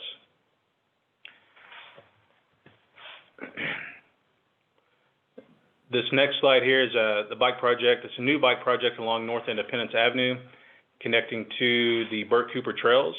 This bike project would essentially allow cyclists that lives downtown the ability to ride the Northwest BRT to the BRT stop located on Independence, use this bike project to connect to the Burt Cooper Trail, cycle around Lake Hefner, and then ride back to the Independence stop, and then use the BRT to return back home downtown. All of this without ever using an automobile. This is just, you know, one example of how working in partnership with the Better Streets, Safer Cities projects, we were able to increase the reach of the Northwest BRT by incorporating connections for pedestrians and cyclists to the Northwest BRT route. This slide here shows our proposed Northwest BRT. That's the magenta line on toward the northwest side of the screen. And it also shows our Maps 4 proposed Northeast BRT and our South BRT. Some of the potential trip generators for our Northeast BRT is the Innovation District, Metrotech, and the Adventure District. Some of the trip generators for our South BRT is Capitol Hill and Southwest Medical. And that concludes our presentation. Lakeisha, if there's anything you wanted to add to the Better Streets, Safer Cities, be happy to let you jump in, but that concludes our presentation. Happy to take any questions. Awesome job, Jason and Jesse. And I want to please ask forgiveness of Jason for failing to introduce you as part of the presentation. I didn't know you were going to team tag, so please forgive me for not introducing you, Jason. But thank you both for your presentation on this project. I don't have much to add. I think here the one key thing I think that we were asked about was how do the sales tax projects coordinate with this project as a local match? And I think Jesse did a great job of explaining that. So I will turn it back over to Hal unless there are additional questions from the committee regarding this project. Lakeisha, this is Hal McKnight. I have a question on this. Several years ago, a group of us raised funds to get a federal grant to put bike racks on the buses. Originally, you didn't hardly see any bicycles on the racks. Now, you hardly see a rack that doesn't have bicycles on it. Will these the route that you're talking about and the new BRTs, will those all have bike racks on the front of the bus? Yes, sir. They will. And to your point, yes, we've seen incredible success with the bike racks on the front of the buses to the extent of transporting over 60,000 bikes a year on our system now. We've actually expanded our current bike racks to from two bikes to 3 bikes. That's the largest rack they make right now for the front of a bus. So yeah, that's very interesting history. I didn't realize you were involved in some of the early planning for the bike racks on the buses. Yes, a group of us got together and donated dollars, which allowed us to get a federal grant to put racks on buses, and that's been about 10 years ago, something like that. Yeah, that's about right. And it seems to be a very successful program. So what you're saying is that all the buses in the future will have bike racks on them. Is that correct? Yeah. Actually, every one of our fixed route buses today has a bike rack on it, thanks to the start of that program. And the BRT buses will all be equipped with bike racks as well. Wonderful. Thank you. Mm-hmm. Any other questions? All right, this is Tony from Ward 2. Jesse and Jason, I appreciate your detailed overview. Out of curiosity, for the park and ride at Penn Square Mall, for riders who want to ride the inbound route to downtown, is it within the BRT's project scope to increase pedestrian crossing of Penn and Northwest Expressway? Yeah, Tony, this is Jesse. So the intersection at Penn and Northwest Expressway will have improved pedestrian crossing, yes. We had looked at doing potentially a ped bridge or something like that, and it was decided that improving that intersection for pedestrians is the better way to go. Okay, great. I'm not sure, but there might be some potential synergy with the Oak development around there too. Absolutely, yep. This is Sandino. I appreciate you all's presentation and a lot of information. I was one of the people who I think were just curious about what kind of progress we had made because we've heard a lot about this BRT, and I think something that you actually highlighted in one of your later slides is something that's just really present in my mind, and that's that I think at least for the next sort of 10 years or so. It seems like Oklahoma City is gonna focus or prioritize BRT as our means of improving mass transit and access to mass transit. Really helpful to see how the projects and the things that we're doing with the sales tax program are going to sort of be a part of that. I think what I was kind of interested in, which might actually be a little outside of our scope, so it might be more comments than something that you guys will do a whole lot with, because I didn't know if the sales tax program, was supporting match like directly as far as some of the infrastructure and things that were being put in along the route, or if it was just the projects that we've approved that are in the vicinity of the route. So it sounds like most of the match that Better Streets, Safer Cities is providing is all the infrastructure that's going to be in priority to the route of the BRT. I am curious about going along with some of Tony's comments, some of the thought, I mean, particularly around how we're looking at the dedicated lanes versus in traffic and things of that nature, because I think this will be one of the best opportunities for a large number of people in the city to engage with public transit. What I've witnessed with our efforts in public transit downtown with the streetcar is that because it runs in the street, and I should say, like, I'm also on the Bricktown board, and this has been something that has come up with several of the business owners there with the Thunder Game lanes, but also with sort of rush hour peak times of traffic and things like that, the streetcar is just as slow as every other means of transportation, aside from bicycles, frankly, because they're in traffic, right? And so I'm curious with the direction that we're going with BRT more broadly in the city, and the fact that, I mean, I know we'll do more fixed guideway maybe in the future. We're talking about commuter rail and things like that are down the road with some of the regional transit authority. But for Oklahoma City, particularly on the northeast side, particularly on the south side, this northwest corridor BRT is going to really set the example. And I am concerned because I drive from downtown. I drive Classen quite a bit and drive Northwest Expressway quite a bit, that the idea that we will not have dedicated lanes, at least in peak times and things of that nature, I am concerned about the flexibility that that's going to offer or provide, because when traffic is heaviest, the buses will be in traffic with everything else, and even your best technology solutions on signal prioritization won't change the fact that a bus is behind 5 cars or 6 cars, and won't improve the ability for that bus to sort of maintain those stop times, particularly when people are using that traffic the most. So that's kind of my comment and maybe my biggest concern. I would love to see the Better Streets program coordinate and support as much as possible any opportunities to provide those kind of levels of flexibility that would deal with some of those issues in the future. Well, we definitely appreciate that in terms of the offer to support and coordinate, and we would look forward to continuing to provide this committee with updates as we get further along in our engineering and we get our operational plan, which will really detail out the frequencies and schedule a little bit closer.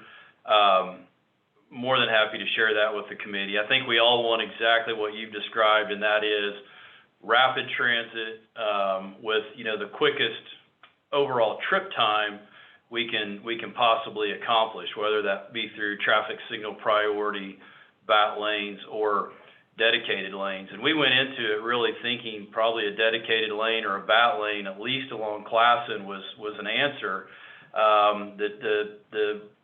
The traffic studies have shown differently. So as Jesse mentioned, we're still early on. We'll be anxious to look at that preliminary report and should have some of those results in there. And we're happy to share that with the committee as well.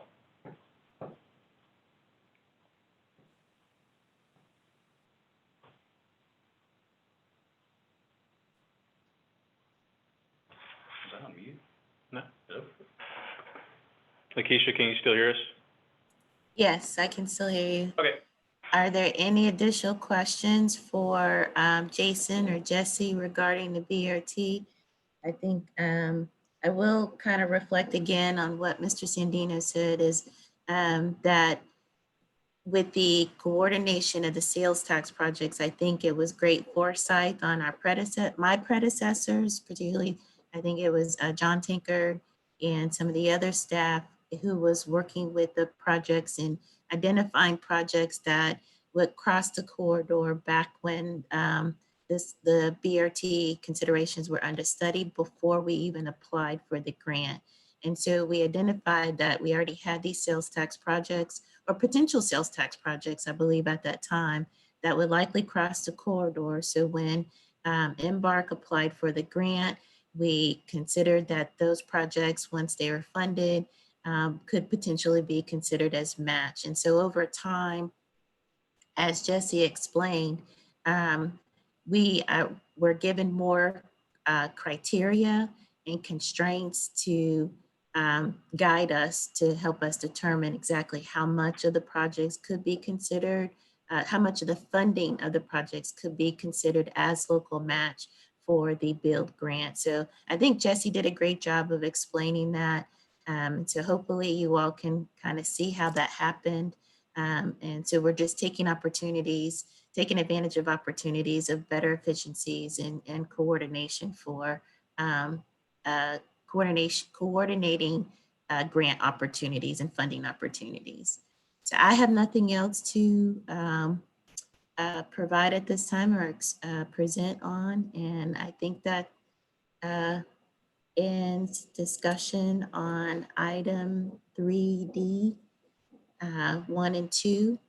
And I'll turn it back over to Mr. McKnight if there are no more conversations regarding 3D. Thank you, Lakeisha. Next item is 3E, Trails, status update. This is Brock Miner, Public Works. Trails, everything is moving right along with the summer months. Days are really long and a lot of progress is happening. We're wrapping up the Overholster to Hefner Trail, and construction is moving right along with the South Oklahoma River Trail. As soon as we finish the south side, we'll move to the north side. And we are currently working with one of our unit price contractors to get started on the Katy Trail.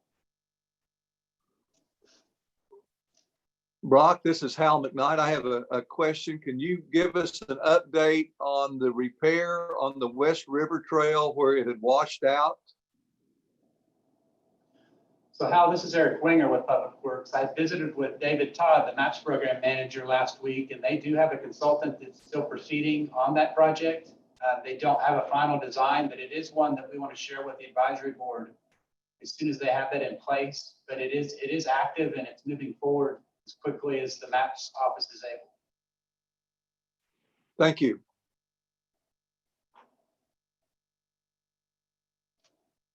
Any other questions?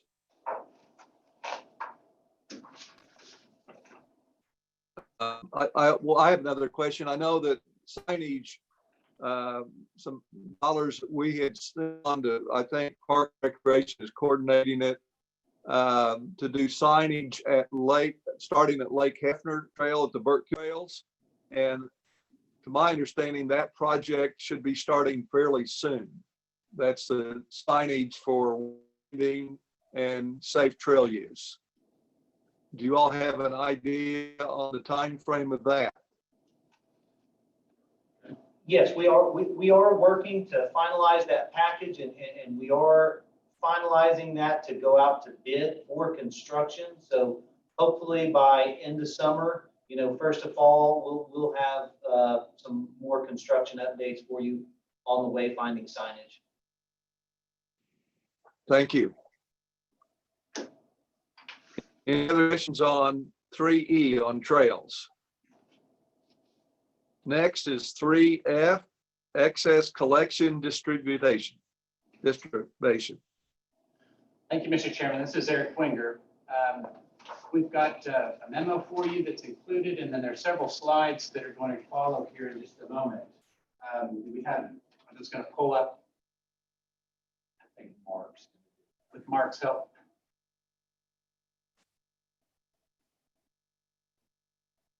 Let me see if I can get that first slide on screen, and then I'll begin here. So I'll go ahead and do our introduction while we're working on that. So I think, this is an item that we have been awaiting to discuss for a couple of months. And I think it's good, and we've got a recommendation for consideration today. We want to walk through kind of the steps and the process that staff went through to organize this item. If you look at your memorandum, you're going to see that there is some recommended numbers, and that'll be the final slide that I'll present to you. But for those that may not recall, the original sales tax collection projection was $240 million. We actually, with interest, collected about $259 million. So there is a projected excess of $19 million that we have not yet made a determination on and how best to proceed. So this is good news, and it's not often that we have a program like Better Streets where we've got an opportunity to take some excess collections and apply them to some additional projects. As we continue to work with budget and finance, when we look at that $19 million excess collection, one of the things that occurs with the tax commission is it's not uncommon for months and possibly for years that there are some corrections to taxes received. Sometimes a little extra money is added, but sometimes there's a correction that requires that money be given back. It just, it's a month-to-month item. And so what we would like to recommend today is that we hold $1 million of the 19 million in reserve to pay for those corrections, just so that we don't have to unfund a project going forward. And then our recommendation today is going to focus on how to distribute or how to at least allocate the $18 million. I would say this, that as we go forward into the future, even after this 18, we may have some additional appropriations. I think you've seen staff return monies to budgets for projects that have come in under budget. So this won't be the last opportunity to look at this recommendation, but this is going to be the opportunity to make the final allocations to the project categories. Okay. Mark, I'm sorry. And Mark, this is Mike Clark. Could you share the presentation with the group, please? Yes, I'd be happy to. I need to have be a co-host. Mark, you are a co-host. Okay.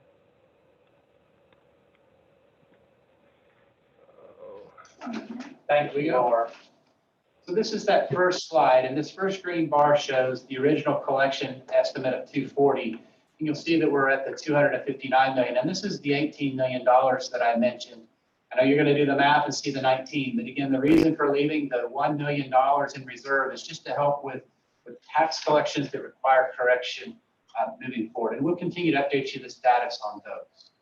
If we go to the next slide, what we're going to find is we staff actually worked through a number of different scenarios. Some of the things that were considered when we were looking at the potential for redistribution was considering whether we would just use some of the original categorical splits, but we also recognized very early that we actually completed 16 early start resurfacing projects, one of the very first actions that the advisory board took. And those were actually listed bond projects. You recall that was about $18.9 million that we used Better Streets, Safer Cities sales tax to take care of some of the city's worst streets first, but they were actually bond funded. And so as staff went through this discussion, and we know that there's been some challenges in our street enhancements and our bicycle infrastructure projects with the cost of resurfacing, we felt that we would bring a recommendation to you that we would do some additional resurfacing, but not specific to resurfacing projects. We would actually ask that those be redistributed to other project categories that needed those funds more. So what you're seeing on this screen is a combination of a redistribution, but then also allocating a portion. We would recommend of the $18 million that we allocate $5 million to resurfacing, that 50-50 be split between street enhancements and bicycle infrastructure to help take care of those resurfacing needs that we've seen the past several months, and projects slightly going over budget, because it's simply not been advantageous to stripe a street that's not in good condition for a bicycle, or stripe a street that's not in good condition for an enhancement project. With the remaining $13 million, we would then go by the original category split. And this is the percentages that you see here. So on the street enhancements, obviously 33%, sidewalks 33%, trail 17%, and bicycle 17%. We go to the next slide. We wouldn't do any additional resurfacing projects that would be dedicated to resurfacing. We still have funds that we can allocate to those projects today. We're still not 100% allocated in the resurfacing, but we take note that we did do those early start projects and got an early advantage there. And by resurfacing the distribution of the 5 million, we just, again, can do a better job addressing those street resurfacing needs. Next slide, Mark. So this is what those totals would look like that we would recommend to you today.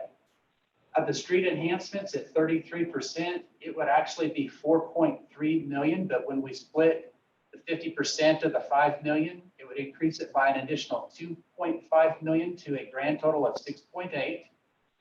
On the sidewalks, it would be 4.3. The trails would be 2.1. And then the bicycle infrastructure, again, it would normally be 2.1, matching trails, but again, with the resurfacing split and adding the extra $2.5 million, it would have a new grand total of 4.6 million. And so this is what staff would recommend, is we think that would be very much in alignment with how the original projects were categorized. We take note that the resurfacing needs are much less than what's needed in these other 4 project categories. And so this is what some of the benefits would look like if this was approved today. Next slide. So for the excess collections recommended for street enhancements, and again, this would be $6.8 million. 2 primary things could occur. We could fund the resurfacing of some of the existing projects that are in need. And then we believe there's the potential to add 1 new street enhancement project with those funds. Next slide. For the excess collections for the sidewalks category, remember there's the 5 different sidewalk categories with a $4.3 million extra distribution. You see the total mileage that might be possible in each of those 5 categories: 5 miles on the PPA, 1 mile in schools, 1 mile in parks, 1 mile in transit, and potentially 5 additional downtown locations. Go to the next slide and look at trails. And we, again, could fund some of the existing needs on existing trail projects, or we could potentially add new projects, and that would be $2.1 million. And then last but not least would be the bicycle.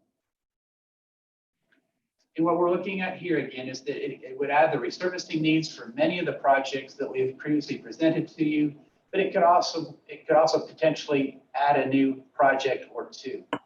And so for today, what we would be asking as a part of the recommendation is to have the advisory board make the recommendation of the 6.8 for street enhancements, the 4.3 for sidewalks, the 2.1 for trails, and the 4.6 for bicycle infrastructure, totaling 18 million.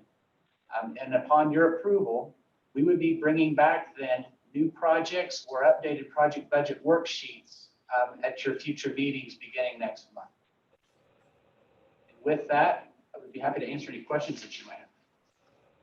Eric, this is Michael Taylor. Yeah.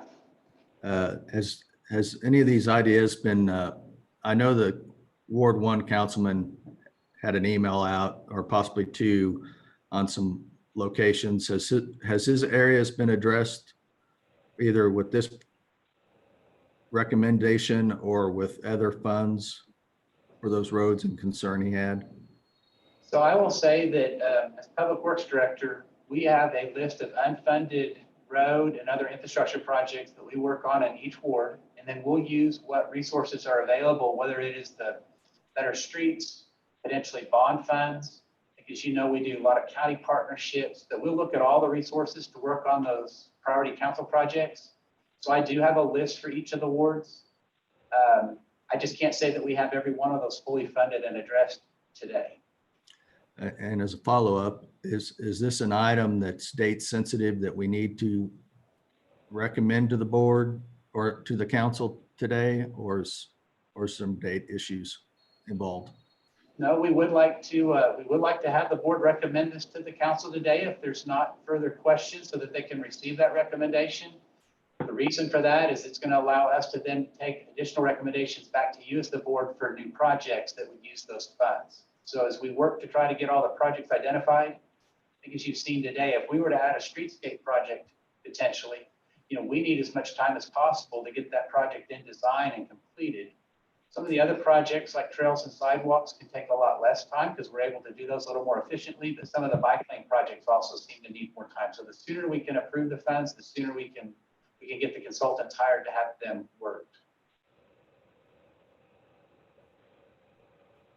I think if there's a hesitation by the board, as we've talked, I mentioned the bond projects early on, as we come to I don't want to say a close, but as we near the end of the Better Streets, Safer Cities sales tax program, realize that there are bond funds waiting to be sold and expended by the city of Oklahoma City, also in many of these same project categories.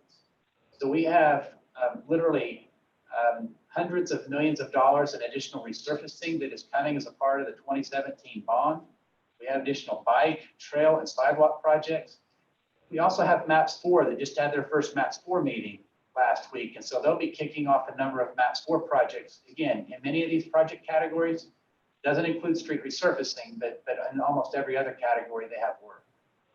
So I don't want us to feel like, at least in the sales tax program, that whatever this ends, you know, that all these projects are over, we have a lot of future in Oklahoma City to further pedestrian, walkable, bikeable, and vehicular improvements citywide.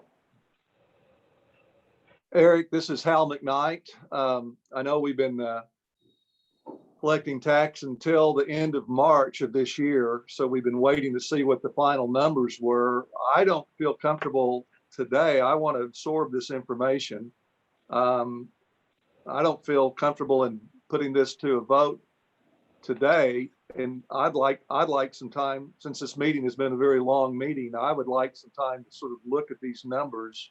I mean, this is the first I've seen of these numbers, and I also think monies that are going to be raised in MAPS 4 will have an effect on this. I know, like sidewalks, I think in MAPS 4 get 49 million, I believe it is. Bike trails get 8 million, and there's several councilmen that have wanted trails put in their areas that to do some connectivity. We don't have any on our existing trails. We do not have any amenities at all, and we certainly don't have much connectivity. There's a lot of people that want to figure a way to try and connect the trail that's been built around Draper, and there's just no funds to do that. With MAPS 4 and only 8 million for 8 years, that's not going to do much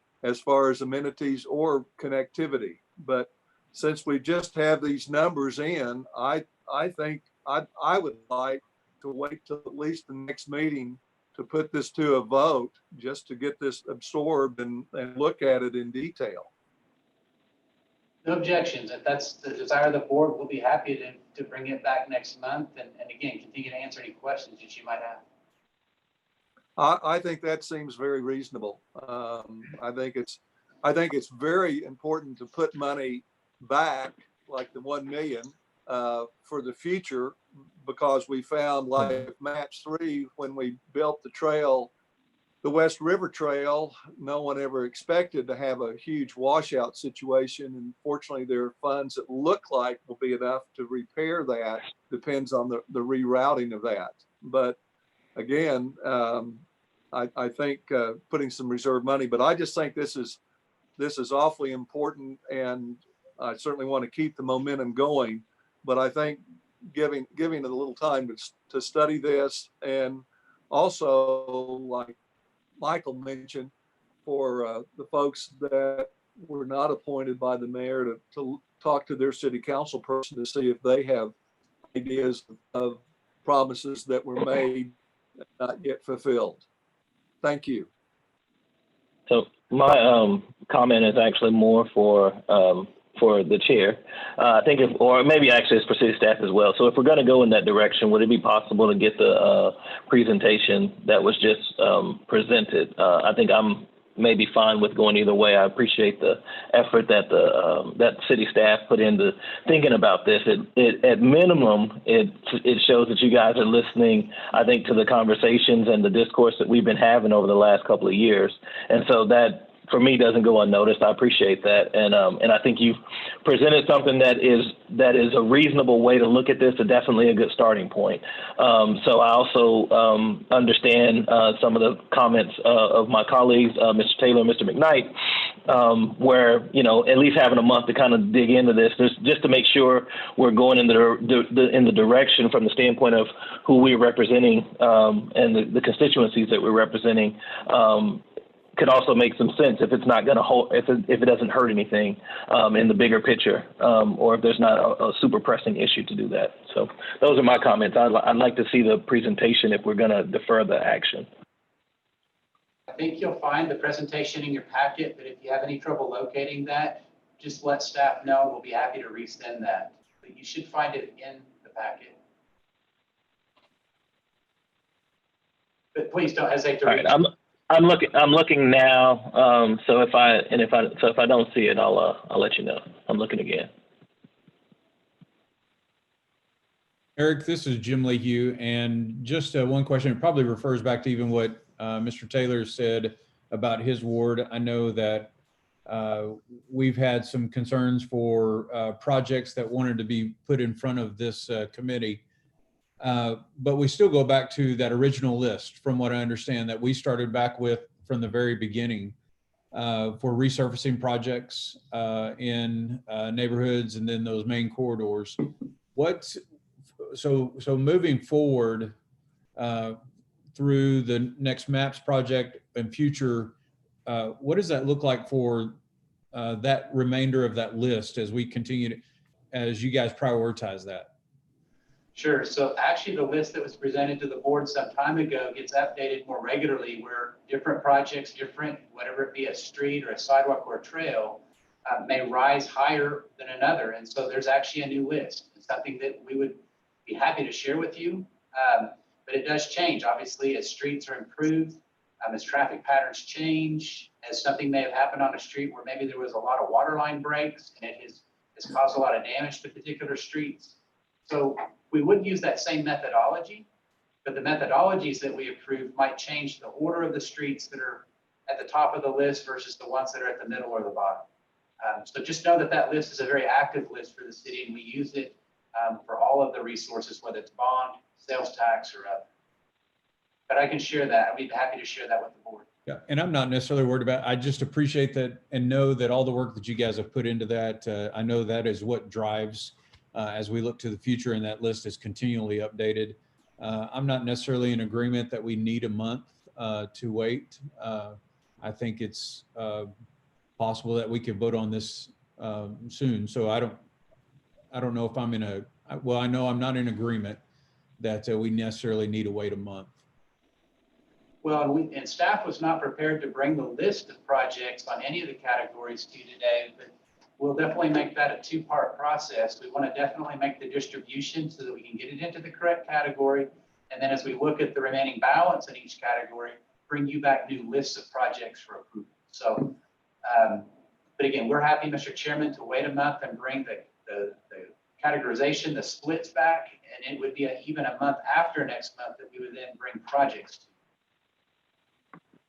I think that seems like a very good idea. So just as an update for the staff, so what I'm seeing in the packet that I have, and this is based on the encrypted email that we got prior to the meeting, I have the item. So I have this item and I have the breakdown, but I didn't have the presentation that you guys, the slides that you guys showed. So just as an update, I'm not sure if it was just me. Yeah, let us get the presentation redistributed to all the board members, which will have all the slides you've seen today, including the PowerPoints from the consultant. Greatly appreciated. Yes. Okay, Mr. Chair, since we've had discussion about various motions, I need somebody to make a verbal motion for this particular item so that we can make sure to get it correct in the record. Well, first off, we probably should receive the presentation as one motion, and then the recommendation to defer to our next meeting would be a second, would it not? We can certainly do that way. Then I'll move to receive the presentation. This is Tony Carthang. I'll second.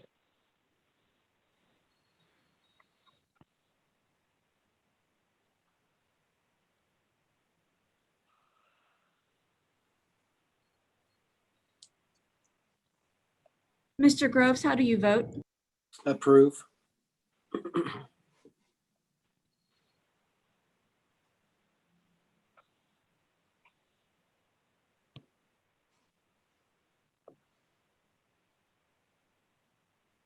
Mr. Chairman, do you have voting buttons on your iPad? No, but I don't now. I approve. Right. How would you like to vote? In favor of the motion.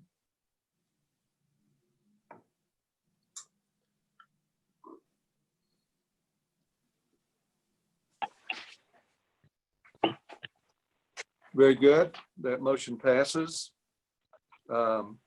Next is 3G, implementation Well, plan. hold on there. Now, I think I'll actually provide a motion to defer recommendation for 1 month.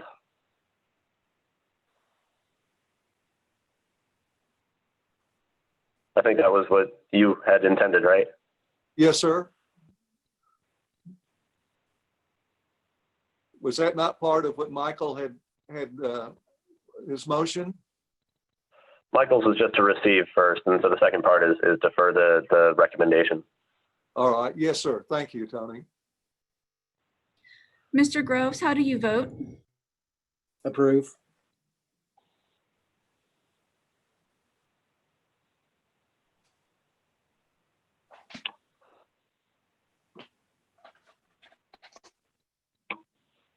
I think that, yes, it's deferred to August. Thank you very much. Next item is G, implementation plan. Thank you, Mr. McKnight. This is Mike Clark again. Just as a reminder, the discussion on the excess collection was not intended to be part of today's implementation plan update. The implementation plan does include the resurfacing and sidewalk budget revisions. It brings with it an increase of $806,093. So with your approval, that would move forward to City Council.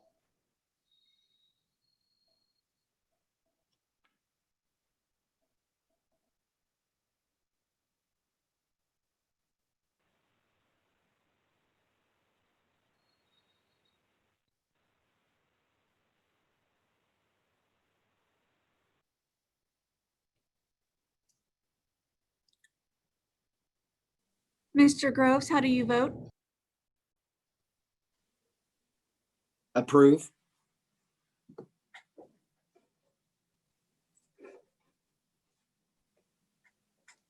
Very good. Motion passes. Next item, 4, financial report.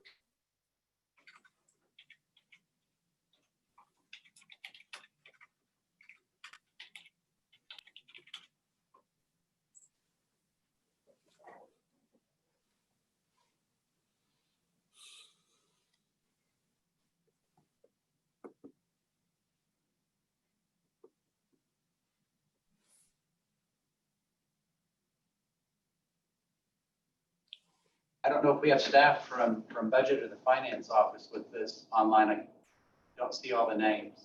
Is Erica online?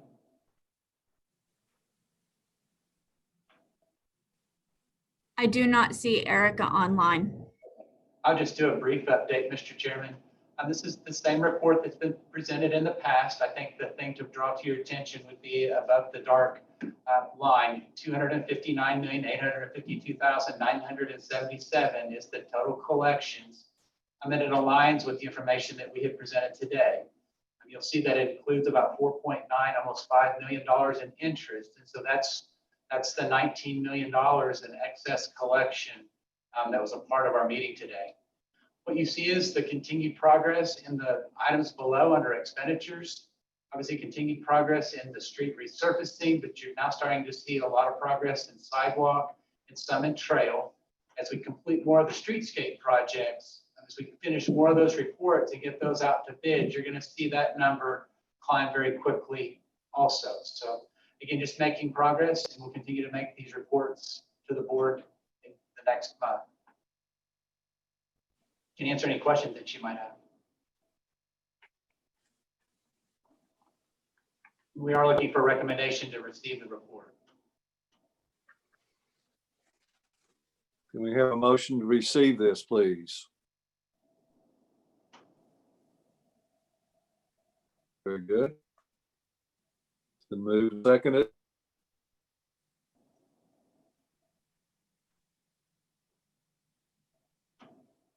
Mr. Groves, how do you vote? Approve.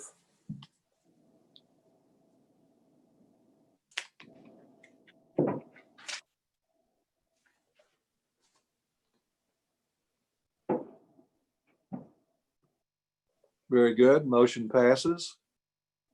Next, director's report. Thank you, Mr. Chairman. Jeff Butler is out today, but I'm happy to update on both of our behalf.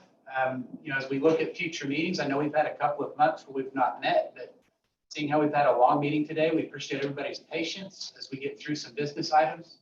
We'll be prepared next month to bring back the excess collections discussion. But we are looking to hopefully have a preliminary report, one or more, in our future meetings as we get ready to get the rest of the streetscape designs completed and presented to you so that we can get those forward to the city council. At least for the time being, we continue to monitor COVID very closely. So I think we need to be prepared to have future telemeetings. I know there will be a desire at a point for us to have in-person meetings. And so as soon as those are able to be done safely, we'll return to an in-person meeting when we can. We appreciate everybody's patience also doing the telemeetings as we are today. But with that, we appreciate your support. And if there's any questions I can answer, I'm happy to do so.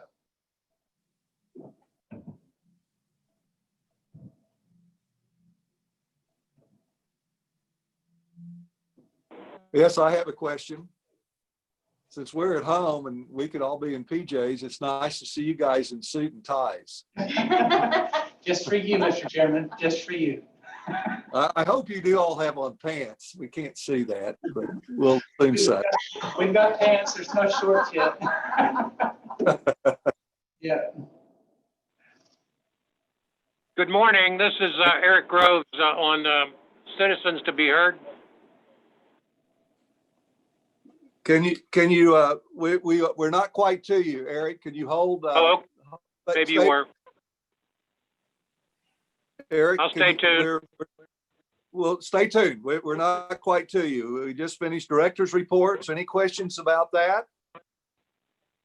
Next, item number 6, comments from the board. This is Tony from Ward 2. I know with regard to the community meetings for the BRT and MAPS 4 related bike infrastructure, I know Classen was a big talking point. And it's come back around with regard to bike infrastructure, balancing between Classen and Western is currently a designated bike route. Parts of Western have sharrows. I did have an interesting experience while biking with my family to pick up dinner last night, where I got close passed by a minivan that did breach the yellow line to give me a tiny bit of space, but I was able to reach out and touch the van while a pickup truck was coming in the oncoming direction. So existing infrastructure on Western is not particularly comfortable at the moment. And so I just wanted to put that out there and let everybody know that I'd expect Classen and Western bike corridors to be revisited in the future. May I respond to that, Mr. McKnight? Yes, ma'am. Mr. Kerfang, just want to give you an update that our staff is looking at bringing that conversation back to the table, back to the public. The Western corridor is currently, there's a bond project and it's currently under design. So we hadn't presented that, of course, to the sales tax board, but there is a bond project that is currently under design for the Western corridor to extend from Main Street all the way up to at least 12th Street. And then there are other projects that have been funded for design. And Eric may want to chime in to discuss those projects. And then we are putting together a plan to bring back to the community a discussion regarding Classen and Western for bike facilities and how we might go forward, how staff may have opportunities to go forward. So we are planning something to come up this fall. So you'll be hearing more about that in the future. Okay, I appreciate that, Lakeisha.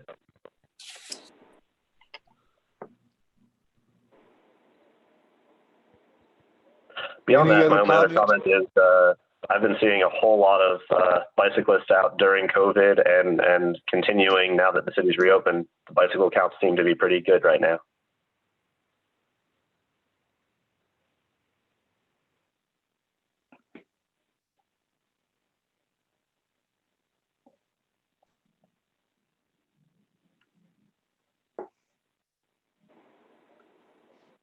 Any other comments from board members?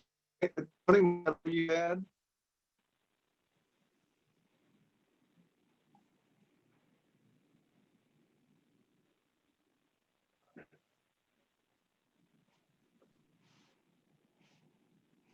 Did I lose you?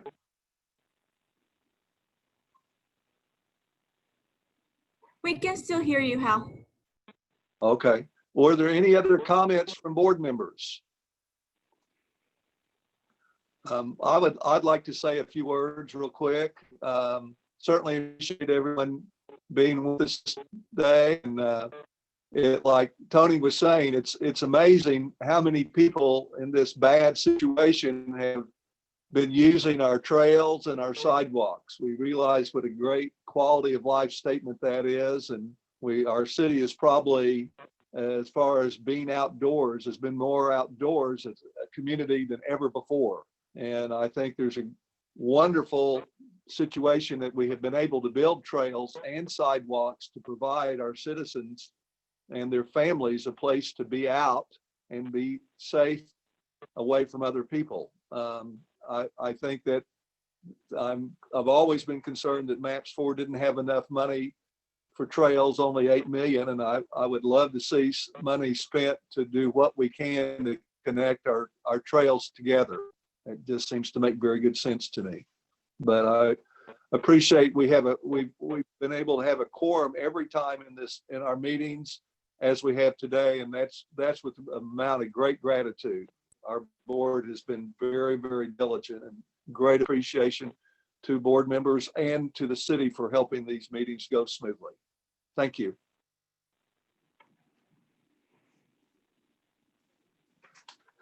Next item would be 6B, comments from staff. There's no additional comments from staff that I'm aware of, Mr. Chairman. Thank you. Next would be comments from citizens. We ask citizens to identify themselves, and please try to keep your comments to 3 minutes. Good morning, Eric Groves here. Good morning. Good morning, can I be heard? Yes, sir. Good. I'm making this appearance at the suggestion of Councilman Stonecipher. This involves a matter in Ward 8. I think Board Member Noble may be familiar with it, but it involves Morgan Road from Memorial north to 150th Street. I represent the Stone Ridge neighborhood to the immediate north of Stone Ridge. Stone Ridge, by the way, is situated to the northwest of the intersection of Memorial and Morgan Road. And Habitat for Humanity has purchased the acreage to the north of Stone Ridge and is proposing to develop it. We have had a dispute about that development. David Box represents Habitat, and he may be on the line, hopefully. I am. And in an effort, you there, David? Yes. Good. In an effort to resolve this dispute, we have met with Councilman Stonecipher, who suggested that we approach this board with a view to improving Morgan Road. The problem we have is that Morgan Road is so deteriorated that it could not serve a new habitat development and serve Stone Ridge as well. It needs improvements until such time as it can be 4-laned, which would probably take an appropriation under a GO bond issue, which, as you know, is several years away. We would like to, Stone Ridge would like to agree with Habitat on the design of their project, but because of the road, the Habitat land is in a land use typology under the plan, comprehensive plan, known as urban reserve. And it cannot be developed under the plan until such time as it comes out of that category. To bring it out of that category, we need to improve Morgan Road. Someday we hope to see it 4-lane, but we think the Habitat project could proceed in phases if Morgan was resurfaced from 150th south to Memorial and possibly 3-laned with turn lanes. And we know that this committee must evaluate and make a recommendation as that proposal. So we would appreciate your advice as to how we might proceed to bring this before the board. David Box may have something to say on this matter as well. Yeah, this is David Box, and I represent Habitat for Humanity. Both Eric and myself have been in discussions with Councilman Stonecipher for many months, and we think we've got a workable solution for how to allow the development to move forward. But we do need some assistance as it relates to Morgan Road. So we were kind of pushed to get onto this meeting, and hope to get some advice from the board and or Mr. Winger as to what can be done through excess funds to try to do something as it relates to Morgan Road. So I'd be happy to answer any questions, Eric as well, on what our ideas are, or take your advice on what needs to happen next.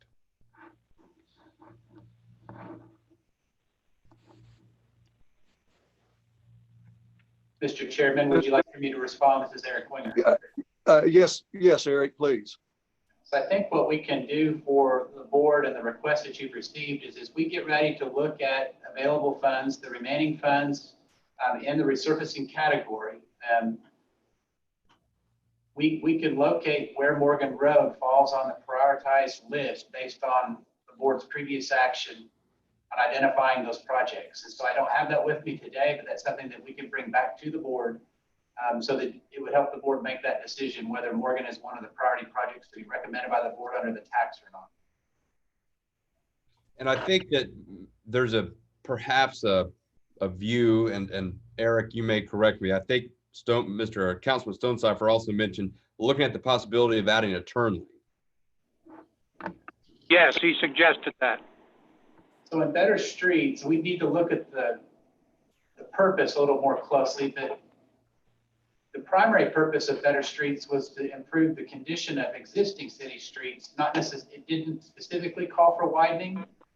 I would need some more guidance on that from probably the municipal counselor's office, whether that's an eligible project or not. But his primary purpose was for resurfacing. But I can research that and maybe have that answer in about a month as well. Okay, I can give you guidance, Eric. I'm sure you can. But I would kind of agree with Mr. Groves. It would more likely be a bond project because we do separate in the bond resurfacings versus widenings, at least when we do that project type. Understood. Yeah. Of course, our primary objective is resurfacing. And this has been done in that area, which, by the way, has development pressure. Once the Habitat project is approved, there will be others. But Memorial Road down toward where the elementary school is concerned has been resurfaced and reconfigured a bit. And we understand that County Line, north and south, has been resurfaced or is scheduled to be.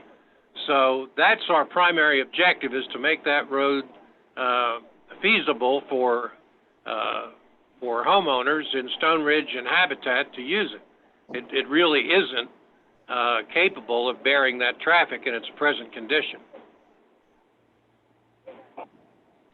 Just as a note, this is Hal McKnight. This is a note for Eric and David. The city has a number system where they put priorities on arterial and residential streets that are in the worst conditions needing work. But I would think that the city can certainly look at this to see where this rates priority wise. Do you got what on Morgan Road? From what distance on Morgan Road? What would be the intersections to the both directions for that? From Northwest 50th along the eastern boundary of the Habitat project down to Memorial Road, and that would include the eastern boundary of Stone Ridge as well. Okay. All right. Well, Eric, if you can research that and provide information at our next meeting, hopefully, to see if there is possibility of funding going in that direction. Be happy to do that. Well, thank you all very much. Thank you. Thank you for your attention to this matter. Thank you, Eric. Thank you, David. Are there any other citizens that wish to be heard today? Are there any others signed up to speak today that we have? This is Mark. I don't have any others signed up. Thank you, Mark. Certainly appreciate everyone's time and effort today. Everyone stay safe and healthy. We're adjourned. Look forward to talking with you all next month. Thank you. Thank you.